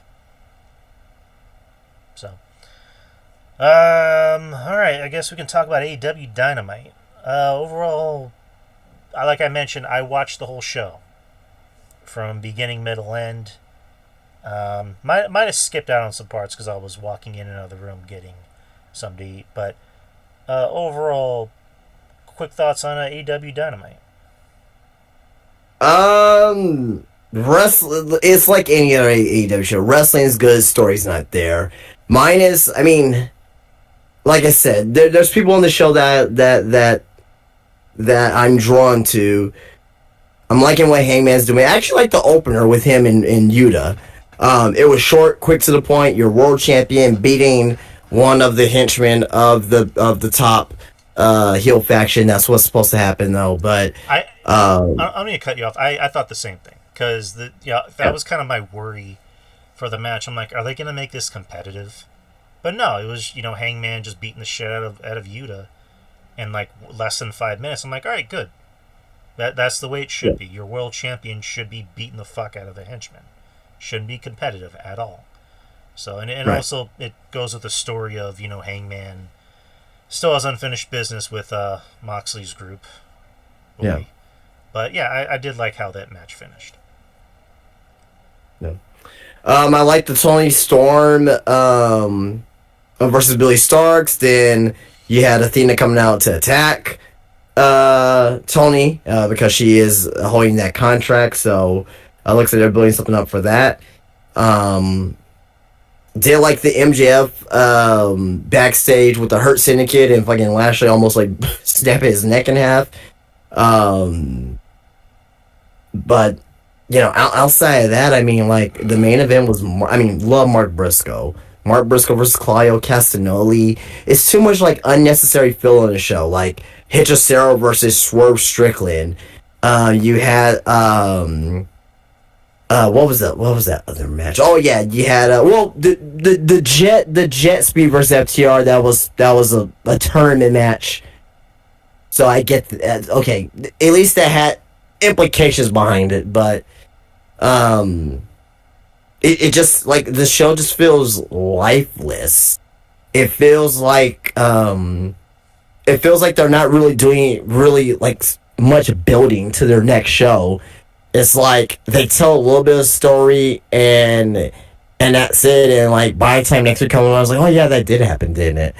So it's like, man, I mean, there's some people like there's people that I like on the show, but it's like it's everything feels directionless on the show. So the show wasn't like a total like terrible show as it's been in weeks past. I thought the show tonight was fine, but it could be so much better just with a little bit more effort. Right. I mean, I didn't think the show was bad. I mean, I'll be honest. I thought the show was decent for what it was. I do agree that, while it was the main event, Mark Briscoe and Cesaro Claudio. The match itself wasn't bad. It was actually a pretty good match. It's not a main event. Yeah, match, it shouldn't be a main event for any show. I mean, you could just put like I would just end it with Tony Storm and versus Billy Starks and just have Athena. Like I would just want to end the show like that. You know what I mean? But I don't know. Tony hates women. I guess I don't know. I don't know. I agree that I did think the Tony Storm and Billy Starks match was actually a pretty good match. Yeah, it was a good match. Yeah. I mean, God bless Mark Briscoe, but yeah, that was a match that could have been anywhere else on the show but the main event. It ended with Mark Briscoe getting the win, and then Moxley's group coming out to attack him, and then of course I see Moxley, I go click off. Wasn't a bad show, but like you said, just seems very directionless. Like, what's the point?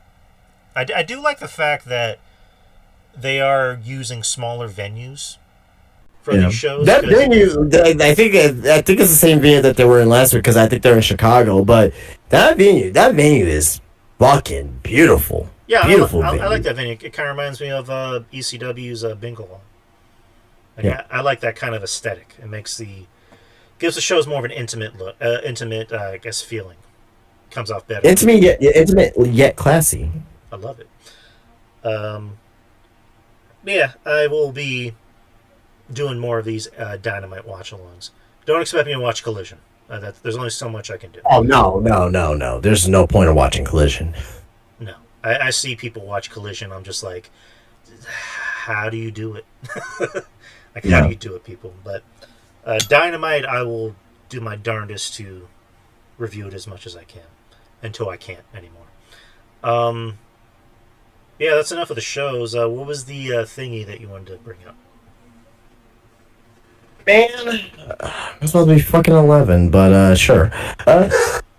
I mean, if you want to just save it for next week. No, because by the time next week comes along, it's going to be very, very old news, and I don't want to do it. So tonight's the last time I want to do it. So this came out from it's a study from Crypto Maniacs sports study, and the study is that which WWE and AEW stars received the most online abuse. So what they did was they took 35,000 comments from each of the following wrestlers, and these wrestlers are in the top, in this case here, the top 17 here, because we got a tie for a three-way tie for 15th place. Okay, I heard about this. So I'm going to start from the bottom. Yeah. I'm sorry? No, I heard about this list. I just didn't really get a chance to look at it. Okay, so I'm going to start from the bottom and go all the way to the top, and I'm gonna say the name of the wrestler and the percentage of negative comments out of the 35,000, and we'll just say if it's justified or not for their negative comments for what they do on social media or lack thereof, because some of these guys are not really active on social media, but they still get negative comments. So, okay. First name here on the list, tied for 15th place, Nikki Bella at 19.3% of negative comments. Do you think that's warranted?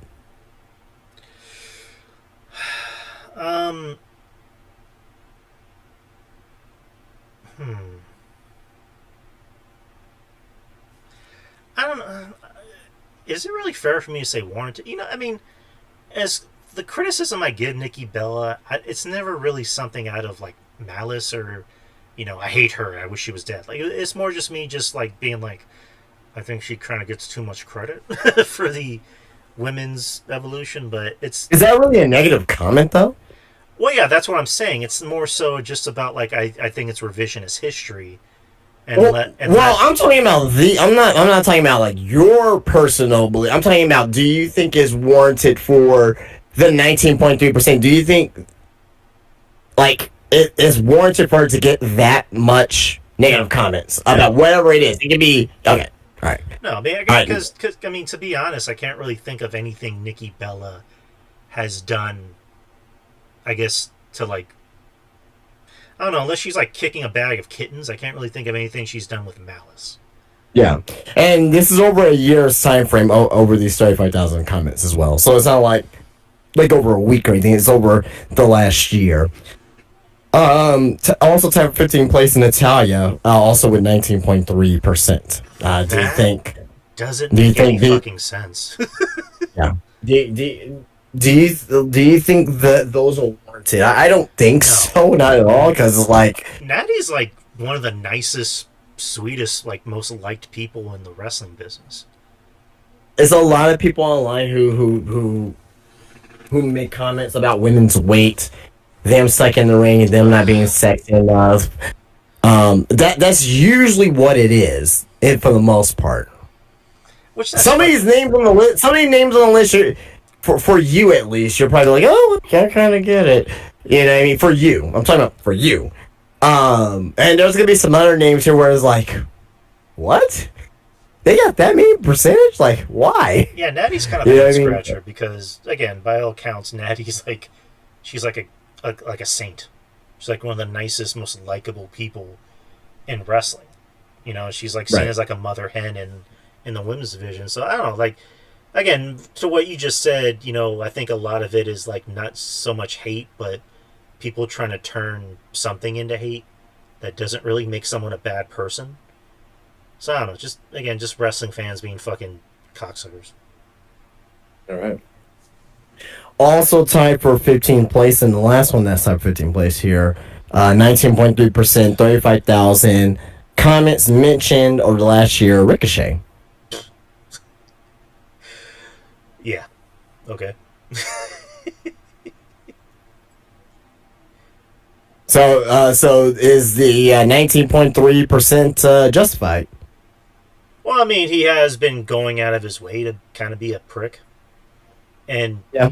I mean, he'll say it's part of his gimmick, but I just think he really is a douche. But again, just my opinion. Hey, do you really think that if you meet him in real life, he'll be like a douche to you? Yes. What would make him be a douche to you? I've always heard that he's kind of a douche, even before this heel turn. But like, what would make what would make him a douche to you? If you'd be like in public, let's say you pass by, and be like, oh hey Ricochet, do you think it'd like just be like, fuck off? I mean, if he said hello to me, I would say hello back. But I just get the feeling he is a douche. Okay. So it's justified then at 19.3%. Okay. Yes. Mhm. Okay. So number 14 on the list here, not tied for 14, but he's number 14, by himself. 19.8% is Will Ospreay.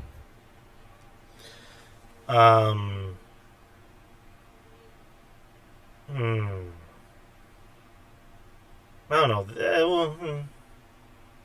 I don't really know where the hate comes from. I mean, he does tend to say some stupid things, but So let's not focus on just what they're saying. Yeah. These hate comments can also be like they're in ring, so he's a spot monkey.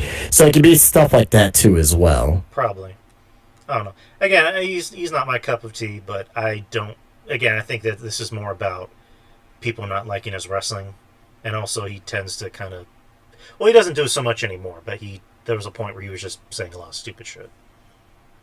So in the same situation, you say hello to him. Do you think he'll say hello back? I'm pretty sure he's not gonna like piss on my face if I say hello to him. So, yeah. All right, so he's more hated than Ricochet, just a little bit though. Or not more hated, but more negatively talked about, I would say. Next on the list here, 20.1%, and oh fuck me, man, why are we doing this? From AEW, 35,000 comments, mentions, analyzed. Britt Baker. Yes.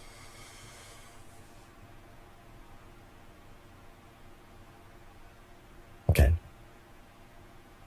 Okay. Moving on. Jeez. Oh, jeez. 20, almost said the next name here. 20.4%. This one, I'm not gonna sell any of these. I'll just get your reactions to it. 35,000 comments mentioned from the WWE Alexa Bliss. Is it justified? No, I think that's more just about, if I had to guess, looks, like plastic surgery, whatever the fuck. But yeah, that's kind of my best guess. I don't think it's justified. Do you think that, because I know you've seen these stan accounts on X, right? Like the Rhea stan accounts, the EO ones, the Jay Cargill ones, the whoever's a female wrestler. There's these stan accounts out there, and they're really fucking mental. And I think a lot of times Alexa Bliss just gets like unnecessary hate. They'll make like all these fake like allegations and accusations and like narratives and stuff. Alexa Bliss, she's a Republican, so I hate her. She's a racist. I mean, is she a Those are Republican? I don't know. I'm just giving an example. Right? They do that for Tiffany Stratton though. Yeah. And I'm like, why does that matter? Why does that matter? Why does political affiliation matters? That has no issue with me whatsoever. As long as they're not out there being complete assholes and saying that a group of people should die and things of that nature. I don't care what your political affiliation is. Just don't push it on your social media. Just don't push it on me. I don't give a fuck. I don't give a fuck if you voted for Trump or not. Fuck. I'm not here for your political side of things. Like go out there, entertain me, wrestle a great match, and be a model citizen, right? But I can give two shits on who you voted for. It doesn't affect me one way or the other. Right. Again, I did. It means zero to me, because at the end of the day, you're either a dick or you're a good person, and it doesn't matter who you vote for. You can be a Republican and be a good person. You can be a Democrat and be a dick. There's no in between. Yeah, that's true. So none of that shit means anything to me. It never has. All right. Well, moving on here, we're at number 11 here, and never will. I'm sorry, not never has, but yeah. Okay. I already know. Spend as much time or as least time on this here. I already know what you're gonna say.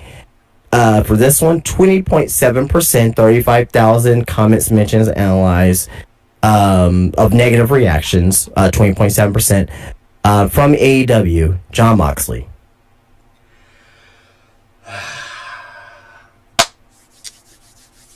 You know what? I think it's more warranted about his wrestling. Okay. I don't hate Jon Moxley. I don't hate Jonathan Good, whatever his name is. I don't hate him as a person. By all accounts, I hear he's actually a pretty chill dude. From people that I know that know him. I got nothing against the guy personally. I don't hate him. I don't wish he was dead. I just think his wrestling sucks. So I think this is more on the side of people just not liking his wrestling. And also, Jon Moxley doesn't even use social. What was that? No, I think so too. But go ahead. I'm sorry. And also, Jon Moxley doesn't even use social media. he has a Twitter account. He doesn't even use it. But yeah, I think this is on the side of people just not liking his wrestling or his. I'm surprised you're a little bit more diplomatic than I thought you were going to be on this one. But sure, that's very surprising. You can say everything. You can say anything you want about me, but I'm always fair. Yeah. Okay. All right. Next, 21.4%, 35,000 comments, mentions, analyzed, negative. From the WWE, Jade Cargill. I think this is justified or not. I think it's yes and no. It's obviously her work. but I think Jade has in the past kind of shown her ass a little bit. I'm not talking about her body. I'm talking about kind of showing that she can be a very ugly, vindictive person.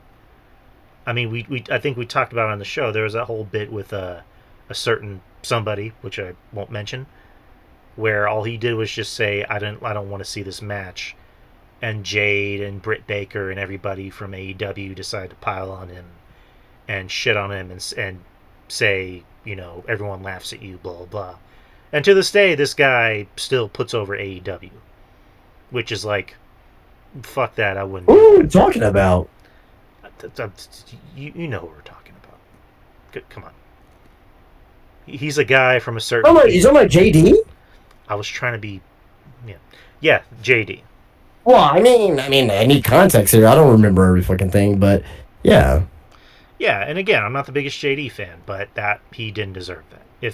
If you're somebody who always went out of your way to put over your company, but to have one slight criticism, and yeah, JD has been known to say some pretty out there things, pretty outlandish things. In this case, he didn't really say anything that was really outlandish or disrespectful. All he said was, "Oh God, no! Like, why are we having this match again?" Which Right. for him, that's pretty tame. But then they decide to pile on him and do the Mean Girl shit. And to this day, he still puts over AEW and he puts over their shit. Well, I'll stop it right there. He hasn't put over AEW for the last couple of years because the show sucks. From what I heard, he has been putting them over. He has? Wrestling Soup talked about it. And again, maybe I could be wrong, but I watched his podcast last week on AEW. He was shaking that shit to bed, so that's inaccurate. Anywho, I think it's yes and no with Jade. Okay, gotcha. All right, next, we're in the top 9 now. It only gets better from here, right? All right. 20 and this jumped up a lot too. So we went from 21.4% to 24.8%. So we went up over 3 percentage points. 35,000 comments, mentions, analyzing in a negative fashion over the last year for this AEW tag team. I'm talking about the Young Bucks. Yes. Is that justified? Yes. Why? Why? Yeah. Why? You want me to tell you why? The biggest fucking douche nozzles in the entire galaxy, who love the smell of their own, not even their own farts. They love the taste of their own shit and their piss. They made a company where they were able to bring back CM Punk after not wrestling for 7 years, only to drive him out of the company immediately because, again, they're catty, mean girl shit. Because they didn't like somebody taking the focus away from them. They did the same thing with FTR. They did the same thing with the Briscoes. What else? What do you mean they did the same thing? Well, like, what did they do with the FTR and Briscoes? They prevented the Briscoes from coming to AEW because they knew they would take the shine away from them. No, that wasn't the reason why the Briscoes didn't come to AEW, or they could not come to AEW. That had nothing. I don't think that had nothing to do with the Young Bucks. That was both the Young Bucks and also the TV station. But anyways, they almost tried to do the same. Do you think the TV station has more control over that, or the Young Bucks do? I think both, in my opinion. Anywho, they tried to do this. Well, no. So you're saying the Young Bucks have more power than Tony Khan to bring in the Briscoes and also the TNT and Turner? I think Tony Khan does whatever anyone tells him to do. Okay, all right, whatever. All right. Whoever gets in his ear. But anywho, I stand by my opinion. They tried to do the same thing with FTR, and FTR said no, put over our shit or else. This company is in the shape it's in because of them. Now, it wasn't just Hangman. I'm not. You know what? I'm gonna be kind to Hangman Adam Page. I regret calling him a pussy. I will say that live on the air. I regret calling Hangman Adam Page a kitty cat. Yeah. Okay. A lot of this falls on the Young Bucks because the Young Bucks got in people's ears and made them do their evil bidding, so to speak. They did that with Jack Perry. They did that with Hangman by getting in Hangman's ear and being like, "Hey, they fired our friend, who was never fired in the first fucking place." So they're TV cancer.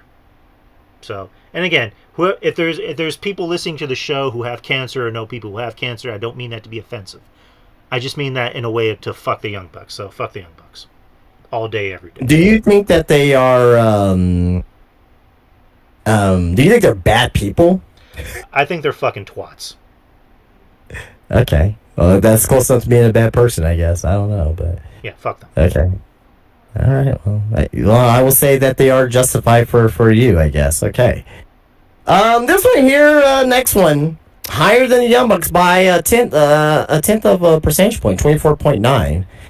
Young Bucks were 24.8. 35,000 comments, mentions, allies. Command number 8 from the WWE, or not really anymore, free agent, Cora Jade.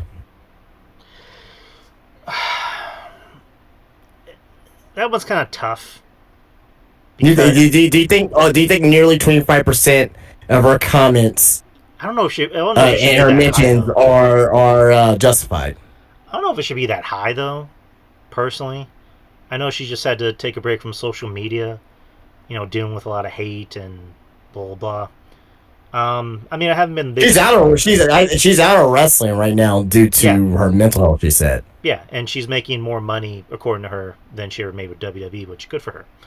I don't know. I don't want to say justified, but in some ways, she kind of maybe did bring it on herself by. I don't know how to describe it. I never want to victim blame, but I don't know if I would call her a victim. Like it's kind of a slippery slope, but I will say, right. I don't know if she should be this high on the list. I think I tend to agree with that. Yeah. Okay. Well, moving on here. Number 7. 35,000 comments, mentions, analyzed, coming at 25.7% from AEW. Chris Jericho.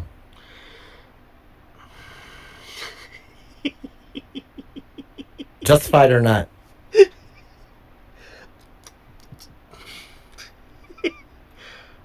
Yes. Please don't ask me to explain. I'm just going to say yes. Do you think it's justified? I think it's more of what he is doing in AEW as far as like him being on TV, kind of like the go away heat, right? We were talking about that earlier. I think he had at this point go away heat. But if you were to return to WWE, I don't think those negative comments would be as negative. It will be a lot lower than that. Because he'll be back in WWE. I mean, are we forgetting the allegations against him? Well, no, I'm not. But also at the same time as well, like when's the last time you seen a comment like that from Chris Jericho? Or not from Chris Jericho, towards Chris Jericho on social media? Well, it's been a while because I think Jericho has either somebody talked to him, either his like PR team or his lawyers, or Tony Khan or all of the above, talked to him and said, "Hey, shut the fuck up." And he's learned. Well, he didn't go out there and talk about that situation anyway. Well, ever since then, when that happened, they've been smart to kind of keep him away from that shit and making sure he keeps himself away from that shit. But I mean, was there anything to come out of it? No, but it didn't help. It didn't help his case that they were putting him on television. Like, right. But what I'm saying is, like, yeah, the allegations, right? But I mean, I'm not trying to defend or anything here, but like, I also believe in, don't believe all fucking women either, because women are fucking vindictive and they'll lie their way to fucking whatever, right? So, that's bold. Yeah, I mean, it's just true. Yeah, I agree with you. It's fucking true. You know what I mean? So, when women will lie their fucking way until they get what they want. What was that current? There was a current situation that happened. I think it was Shannon Sharp. Yes. Didn't someone came out saying that the case got dropped or something like that? Yeah, I don't know if it was the same girl that accused him of rape. Might have been, Yeah. but she apparently, I think there was a settlement to where she was able to retire from OnlyFans, and she's only 20. Well, So I don't know, but I don't know. But regardless, though, like I mostly think it's more of his on AEW TV because all the negative comments I can see from Jericho is in reference to like he's old, he's fat, he's pack it up, he sucks in the ring. That's what I'm seeing. I'm not seeing anything about like the allegations. Maybe out of that 25.7%, maybe like 5% is of that, but most of those comments I'm seeing is all in ring shit. I'll have to. All in ring shit, AEW shit.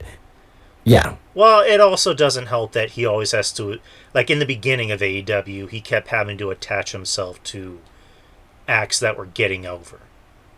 Well, and that too as well. But remember, this is over the last year. This is not from like 4 or 5 years Right. ago. These 35,000 comments is over the last year. So Right. if someone's bringing up from something that happened like 2022, that may just be by random. But I don't think people are really gonna be salty about like, oh man, he brought up WWE. What was the line that he had that? Oh yeah, we the people sucks. I don't think people really bring up that fucking particular promo from fucking 2019 or wherever it was. Out of those 35,000 comments, maybe like 200 of those comments is that. So. But yeah. Any continuing thoughts about Chris Jericho before moving on to the top 6? No, I think the less said about Jericho, the better. All right. So next one here, we jumped up about 2% here. 27.9%, 35,000 comments. From the WWE, CM Punk. Number 6. A lot of that's AEW fans. Is it justified? If you're an AEW fan, you might think it's justified.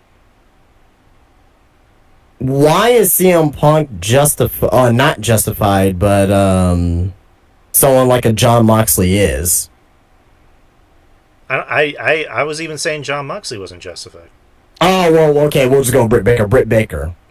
Well, Britt Baker hasn't really done herself any favors by being someone who's known to have a bad attitude and treat everybody like shit.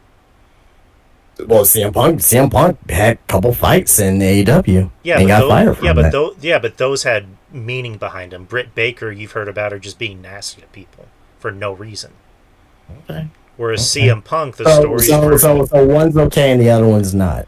Well, for one thing, the Young Bucks literally jumped in CM Punk's locker room and started a fight.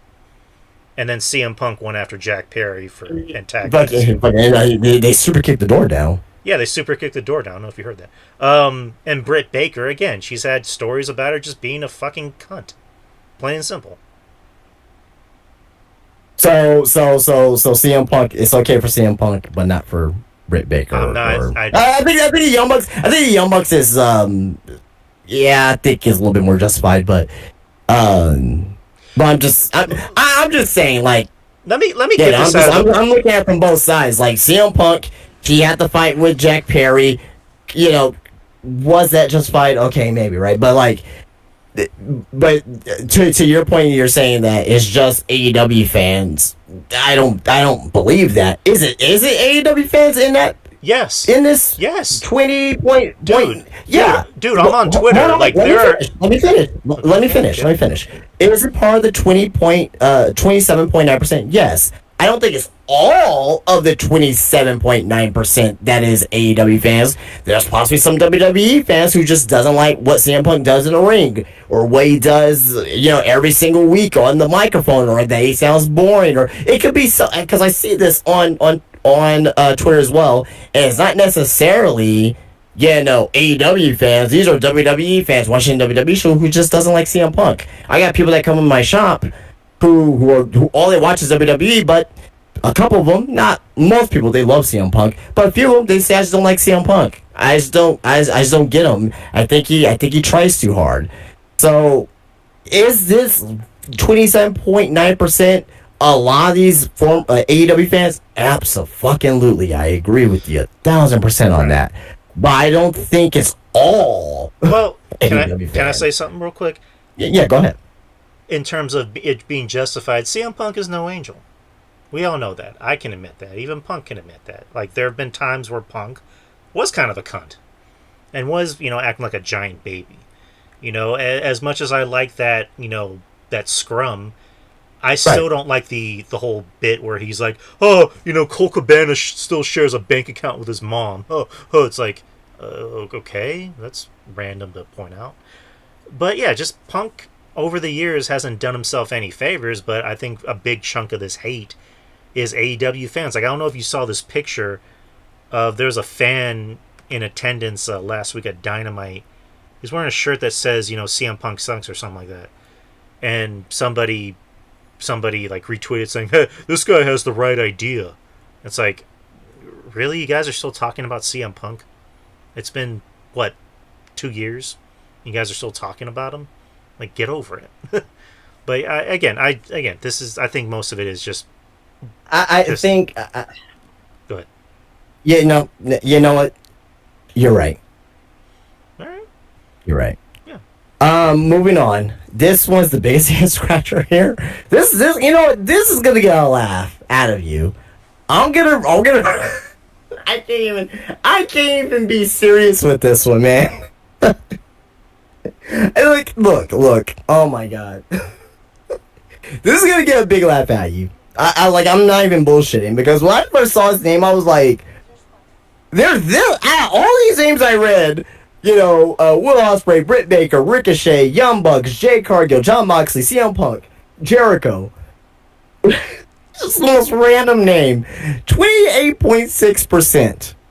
35,000 comments. Mentions analyzed. Now they're a free agent, but they were in the WWE. Are you ready? Yeah, go ahead. Tegan Knox. What? Yeah,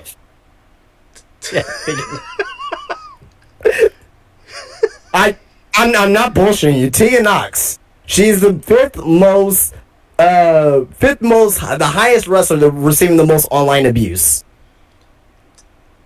Is she like setting puppies on fire? Like, what the fuck is she doing? Like, I don't think I've ever seen her post anything. I know she has an OnlyFans. That's kind of the gist of what I know about what she's doing now. But Is 28.6% of her comments being negative justified? you know what? Fuck it. Yes, fuck her. She has to wake up every morning seeing getting abused for one reason or another. That one there is shocking. It's like the Young Bucks, CM Punk, Britt Baker, but no, fuck Tegan Knox. Yeah. That's crazy, man. Above the Young Bucks and everybody, man. Okay. If there's anyone that has any like details on where this hate is coming from, please tell us. Leave a comment. Leave a comment in the YouTube stream. DM me on Twitter. DM Justin if you want, but tell us. Tell us where this hate is coming from. I have no idea. That's the most wild one. We're in the top 4 here. Next one here. 29.3% negative comments out of the 35,000 that they received over the last year. Formerly AEW. Saraya. Okay. I think Saraya. I'll give her the benefit of the doubt.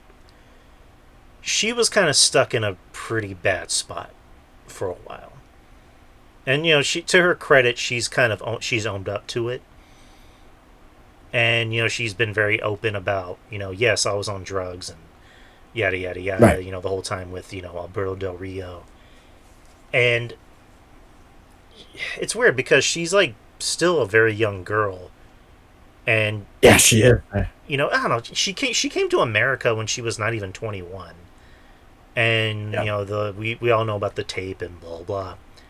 So I can't really fault her for that. Yeah, I've always said, like, if you throw a young, good-looking girl, pretty much in a WWE locker room with like in shape, good-looking guys, that's pretty much like their college experience, essentially. So I can't really fault her for that. And like I said, I never like got on Kelly, for doing stuff like that when you heard rumors about that. But Saraya, I don't know if I would say justified. I say maybe at the time it was justified, but lately she's kind of like come around and been like, yeah, I did fuck up. So I don't know if I would call it justify. Maybe for the people that have some weird like problem with her, which there was a good while. I think for with all these names here, I will say for majority of the women, not all the women, but majority of the women, is this: hey, my women's wrestler is better than your women's wrestler, and and fuck everyone else. That's pretty much what it is. And, maybe it could be due to some people not liking their attitude, I guess. In some circumstances, I know that there are some women who, I will say that they get shit on because people they don't like their attitude or what they represent or whatever the case may be. And just for the record here, the top 4 are all women. So that lets you know on that women are being abused the most by wrestling fans online. So, where if it's justified or not, that should say something too, right, to a certain extent. So, we're in the top 3. Oh man, here we go. Next one at number 3, 29.6%, 35,000 comments mentions. Can you hear me? I'm sorry, I had to let my cat out. Can you repeat that? Yeah, 29.9%. We're at number 3 now. 29.9% of negative comments, mentions on their social media, or their ex rather. And like I said, the top 4 women's are here. Or for this is gonna be all women here. 29.6%. AEW. Mercedes Moné. Is it justified? Do you think it's justified? Not that high. Not that high, but but I know why people don't like her, but tough shit. Well, I will say this: even when she was Sasha, even when she was Sasha Banks, she kind of went out of her way to not be a very likable person. She made it very clear that she doesn't like meeting fans outside of, I guess, more contained environments. And then you can look up fan interactions with Sasha Banks or Mercedes or whatever, and they'll say that it was very unpleasant. And there have been photos of her taking pictures with fans at like an airport or whatever, and she just looks like she doesn't want to be there. So, well, I mean that's one of the rules of pro wrestling. You don't approach them in fucking airports. Okay, yeah, true, but again, she kind of made it very clear that she wasn't a very friendly person, and she didn't like people unless you were paying to meet her. So yeah, but yeah, I'll give you that. However you view the whole situation with how she left WWE, it is what it is, whatever. She's been able to make the most of it, and so has Naomi. So I guess that's kind of in the past, and no one really cares about it anymore. I really don't. Right. But what exactly is justified? I mean, she is kind of an asshole, but is she like a piece of garbage person? Does she again? Has she ever? Who would you have hire her? The Young Bucks. On your own personal. The Young Bucks. Okay. I just think Sasha's an asshole, but I don't think she's like a person. I don't make it personal with her. Right. I just chuckle at everything she says, but whatever. That's just me. Number 2. And I think I know why. I don't agree with. I see why it's this high. I don't agree with it, But I see why it is this high for this person here. I don't agree with it. I don't agree with all the negative comments for this particular person here based off of one thing. And once I say a name, you know what the one thing is going to be and why they have such a high negative amount of comments. 35.3%. So you go up 6% pretty much from Mercedes to this next person. 35,000 comments mentions from the WWE, Nia Jax. Yes.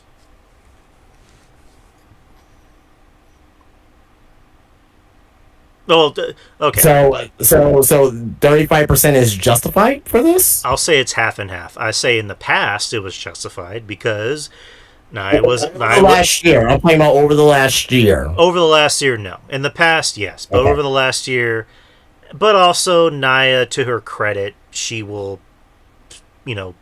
fight with people on social media and talk shit, and she'll get the best of them and just block them. But there's still that. The main reason I'm getting there. I'm getting there. I think a lot of it has to do with people that still don't like her. And, I've gone on record saying that I think Nia has improved. And, do I think she might be the most pleasant person to be around? Maybe not. But, again, I think it's just that percentage of people that still don't like her because of, how unsafe she was in the ring before. Okay, so I think there's that, but let's just call it what it is.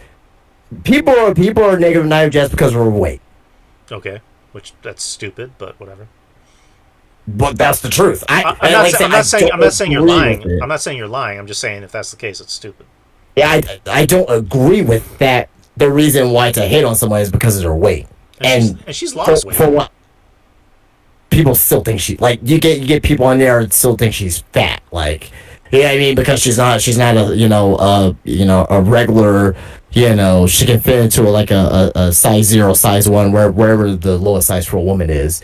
Like, people get on Nia Jax because of her weight. That's dumb as fuck. That's the truth. It's unfortunate, but that's the truth. I think that's where the negative comments are coming from, along with her, still being an unsafe worker in some aspects. So, but I mean, 35%. You wake up and you look at your social media, your ex, and 35% of the comments is negative towards you. That has to do something to your fucking mental health. True, but I think Nia just does a good job at hiding it. Okay, hiding or not, still not. Well, yeah, I'm pretty sure. So bad, I'm pretty sure 9 out of 10 comments, people saying you're fat, you're ugly, blah blah blah. There's going to be that one comment that ruins your day.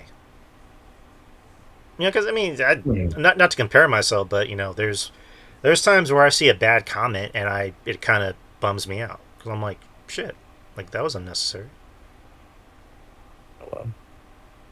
Yeah. Oh, that's Nia Jax. Number one. If you had to guess who number one would be, we went through some names here: Ricochet, Britt Baker, Alexa Bliss, the Young Bucks, Chris Jericho, CM Punk, Tegan Knox, Mercedes Moné, Nia Jax coming at number 2. If you had to pick one wrestler on social media that has gained the most negative comments, who do you think that wrestler is? Charlotte. Yeah, you're spot on. Yeah, it is Charlotte Flair. 36.4% of our comments are negative. Right. Justified? No. No. Again, you know what?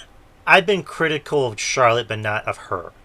I've been more critical about the booking because I said before about Charlotte is she's never really had a storyline that's been more about her as a person or her as a character. It's always had to involve a title somehow. The antithesis of the storyline is always, I need to be a champion. And there's no reason behind it. That's why I'm liking this story with her and Alexa, because you get to see the human side of Charlotte. You get to see her be more of a character and have more charisma. Same thing with Alexa. Right. But yeah, I think a lot of the hate is how she's booked, and also her looks, which again, that's just gross. That's gross, no matter what. And Yeah. I know the whole thing with her and Andrade, that Andrade was fucking around, and maybe her getting a lot of this surgery might have something to do with that, because without getting too deep into it, and I obviously don't know Charlotte, but I know people that do get excessive, plastic surgery, things done. A lot of it has to do with self-image, how they view themselves. Yep. And they're it's the same thing of people who overeat because they're depressed, and they to them that's comfort food. In this Well, case, what is comfort? Any food is comfort food if you overeat. well, yeah, But but you but, know, but you know what I kind of mean. like what did a fat bastard say? I'm sad because I eat, I eat and I because I'm eat because unhappy, I'm and sad. I'm unhappy Oh because of it. yeah, eat is a vicious cycle. Right. So, I don't know why I'm laughing at that during the. I'm sorry, Charlotte, if you ever hear this. but I'm not laughing at you, but yeah. right, but yeah, Charlotte. I mean, look at Evolution. Charlotte got the biggest pop in that tag team match, Yep, and she did. for Charlotte, that had to have been like, oh shit, like that had been like a confidence boost. Not to say that Oh Charlotte yeah, is for down sure. on herself, but like whenever you constantly hear people boo you and say you suck and I hate you and you look terrible and blah blah blah and your dad sucks and blah. And I think that's also another factor is people don't like her dad.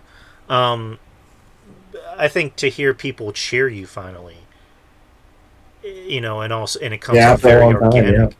I think that has to be a confidence boost for Charlotte. So this isn't in no way justified because again, Charlotte's, to my knowledge, from people I know that have met her and been around her, they say she is chill as fuck. Like she is cool. She's very nice to be around. She's very personable. You've never heard about Charlotte motherfucking anybody or not wanting to put anybody over or just being snotty to anyone in the back. I guess if you hear her being snotty, it's to bad creative. If she thinks something Right. sucks, she's going to say it sucks. But this is in no way, justifiable. But Yeah. it's predictable, just knowing how disgusting the IWC is. The IWC is fucking disgusting. Yeah. So, um, at the end of the day, though, I think there is redeeming qualities from all these people on the list. Where if you like them or not, I think there is at least one good thing about these folks here. So, the moral to the story is kind of watch what you say on social media, because you never know, that one comment could really end their, fuck up their day, or maybe do something to them internally that may fuck them up for life. You never know. You never know. So Right. just kind of, watch what you say on social media. You can be critical, but just kind of watch what you say. Don't take it too far. But what name are you surprised that was not on this list? I got a Uh, name immediately in my head that I was surprised that wasn't on this list. Seth Rollins, I'm surprised wasn't on here. Um, Okay. Becky, I'm surprised wasn't on here. MJF, I'm surprised wasn't on here. Okay. What was another name? Um, I got a name for you. hmm. I'm shocked. When I mean I am shocked that his name wasn't on here, I am shocked that his name wasn't on here. Logan Paul. Yeah. I'm Yeah. shocked. Yeah. You, well, I hmm. I don't know. Logan a seems to have. lot of his negative comments is not necessarily from WWE. It is from like his other shit that he's done in the past. I mean, he's still a WWE superstar. Right. And that's what I'm saying. That's what I'm saying. I'm shocked that it's not on here. Who do you think is the most liked wrestler? We'll win on something positive here. Who do you think is the most liked wrestler? Liked. That that will never appear on this list, or at least for the next couple of years. Danielson. That's a name that pops up. Rhea. Um, Mm, as of right now, yes, you're right, but it's starting to creep in. It's weird as shit, and I don't agree with it. But there's some people trying to be different who don't like Rhea out there. Lola is liked for reasons. Some people care. Stephanie McCord, people love the shit out of her. What was another good one? Cody. Well, I take that back. I take that back. I don't know about that one. There's obviously Yeah. people that love Cody, and there's people that still hate Cody for Yeah. a multitude of reasons. Um, For me, Mark Briscoe. I don't think they don't. I Yeah. don't think if you don't like Mark Briscoe, there's something wrong with you. MJF certainly doesn't like Mark Briscoe. Well, yeah, well. I know. I'm kidding. I'm kidding. You know what? I'm gonna go back to a name I'm surprised was on this list. He's not a wrestler, but he's part of the wrestling business. Tony Khan. I don't know. Let me see. I don't know if it was for like with personalities. It says which AEW and WWE stars. So I guess like on screen characters, but yeah, if it was like all personalities, I think Tony Khan will probably be on this list. Roman Reigns wasn't on the list.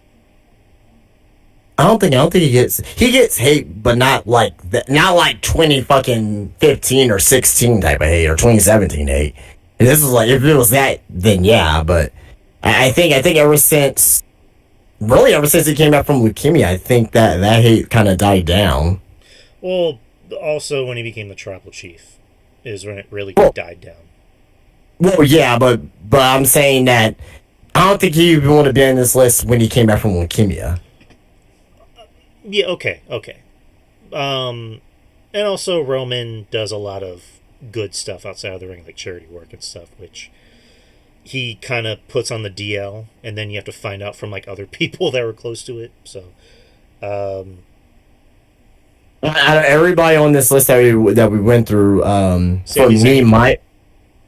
oh yeah, Sami Zayn, yeah. Sami Zayn's loved by everybody. Does again, the guy does charity work for everybody. He puts over everyone's shit. He does a lot of like good causes. I mean, he put Yeah. up a post about Juneteenth, and everybody was like, "Oh, Sami Zayn, awesome guy." But what were you gonna say? No. You kind of went where I was going with that, but um, so yeah, that's it though. I mean, this took a little bit longer than what I wanted to, but I thought it's a great conversation. But at the end of the day, though, kind of. I mean, I know we're just a very, very small podcast over here, and we have like, 20 views, 30 views, whatever it is per video or per podcast. But, I would just say that, watch what you say on social media because it holds effect on, it gives weight to Right. someone's day. And at the end of the day, yes, these guys are pro wrestlers, they're professionals, they're on TV, but they're people at the end of the day. I did see this was a couple of years ago, but I forgot who it was. It was an indie wrestler where he did a spot, and it was a spot that it was an indie spot, right? Where he kind of like wrecked his body, and it got a little bit of views, and I forgot who the wrestler was, and someone on Twitter was like, what the fuck are you doing, you fucking dumbass? You're gonna fucking kill yourself. Like I said, or I think they said, or keep doing it so you can kill yourself, or something to that effect, to where like, hey, you might as well just kill yourself because you keep doing these spots. And the wrestler was like, guys, I'm gonna have to get off social media for a few days because I'm seeing a lot of comments that are affecting me right now. That wrestler could have went and killed himself for real because you decide to be, a fucking tough guy on social media and tell a wrestler to kill themselves. Right. So at the end of the day, your words hold weight, and you don't know what it can do to affect other people. So, all right, I'll get off my platform now. Right. I mean, at the end of the day, if you want to just like not like their wrestling, that's fine. But at the end of the day, these are still people. They're still fathers. They're still husbands. wives, girlfriends, daughters, cousins to somebody. And to be honest, I'm pretty sure Justin knows this. Most of the time, I'm just putting on an act. Right. I don't hate anybody. I don't think John Moxley is a child molester, or I don't think the young. Oh, whoa! Was there rumors? I mean, he's just no. I jest. I don't think the Young Bucks, super kick senior citizens out of their, security pension or something. You don't think they're the Antichrist? No. Still fuck them, by the way. Right. But no. Right. I don't think any of these people are Hitler. But you know what? You're able to separate that from the wrestlers from from wrestling to real life. There's some people who don't. Right. There's some people who don't, and that's fucking weird and scary. Right. It's not even just with wrestling. It's with other shit like. Oh yeah. Like yeah. the Last of Us, for example. Like the voice actress for the character of Abby and Part 2, she was getting a lot of hate online to where people were like threatening her kids. Hey, that's why. And like she's explaining this, and I was actually crying listening to this poor girl talk about her kids being threatened over a fucking video game, over something that she had no control over. Right. Same thing with the girl who played her in live action on the show, where, spoilers, she killed Pedro Pascal on the show. Right. And she had to walk around with extra security because she was getting, death threats. And it's just like, come on, people. Like, Pedro Pascal is not dead. He's alive and well. He's going to be in Fantastic Four tomorrow, which I'm going to see. But just... Hey, guys, I'm here. I'm sorry, what? He's like, hey, guys, I'm here. I'm alive. Exactly. He's the internet's boyfriend. He's alive and well. He's not dead. These are roles. People need to get over it. These are characters people play on TV. This is fiction. This is all fake. None of these people exist. Except Tegan Knox. Tegan Knox is an awful person. But other than that, the rest... That's still that is the wildest one still, man. She's an awful person. What can y'all be talking about with her that... It's unbelievable, man. But yeah, on that note, we're done with this here. So yes, sir. We are done. We went overboard with a good conversation, and I might even just clip this whole conversation and put on YouTube. So, but I think that'll be a great idea. Yes, sir. Anyways, people, we are out. We are done, and we will see you next week for our SummerSlam predictions. And shout out to everybody, Twitter, DY Experience, blah, blah, blah. Spinebuster Tees at spinebustertees.com at the Wonderland Mall of Americas, where you can get Funko Pops, t-shirts, custom-made t-shirts. Whoa, you're not doing my shtick. Not doing my shtick. Go ahead. I was trying to do you. I was trying to do you a solid. But wait. Well, how about I do you next? Go ahead. Okay, we'll gotta do it off camera. No, I'm just kidding. Ooh. No, yeah, just what Drew said. He just stole my shtick, but. SpineBusterTees.com. You can follow me on Instagram. That's why you'll keep up to date with me on Spinebuster Tees on Instagram, where I'm posting everything that I have inside my shop at Spinebuster Tees at Wonderland of the Americas, which I have it's a huge wrestling shop. Now it's huge. Before it was tiny. Now it's huge. I expanded recently. Where you're able to get Funko Pops, obviously T-shirts, action figures, trading cards, magazines, socks, like anything, lucha mask. It's a little mini wrestling superstore that you guys are able to come to. So that's again Spinebuster Tees at Wonderland of the Americas here in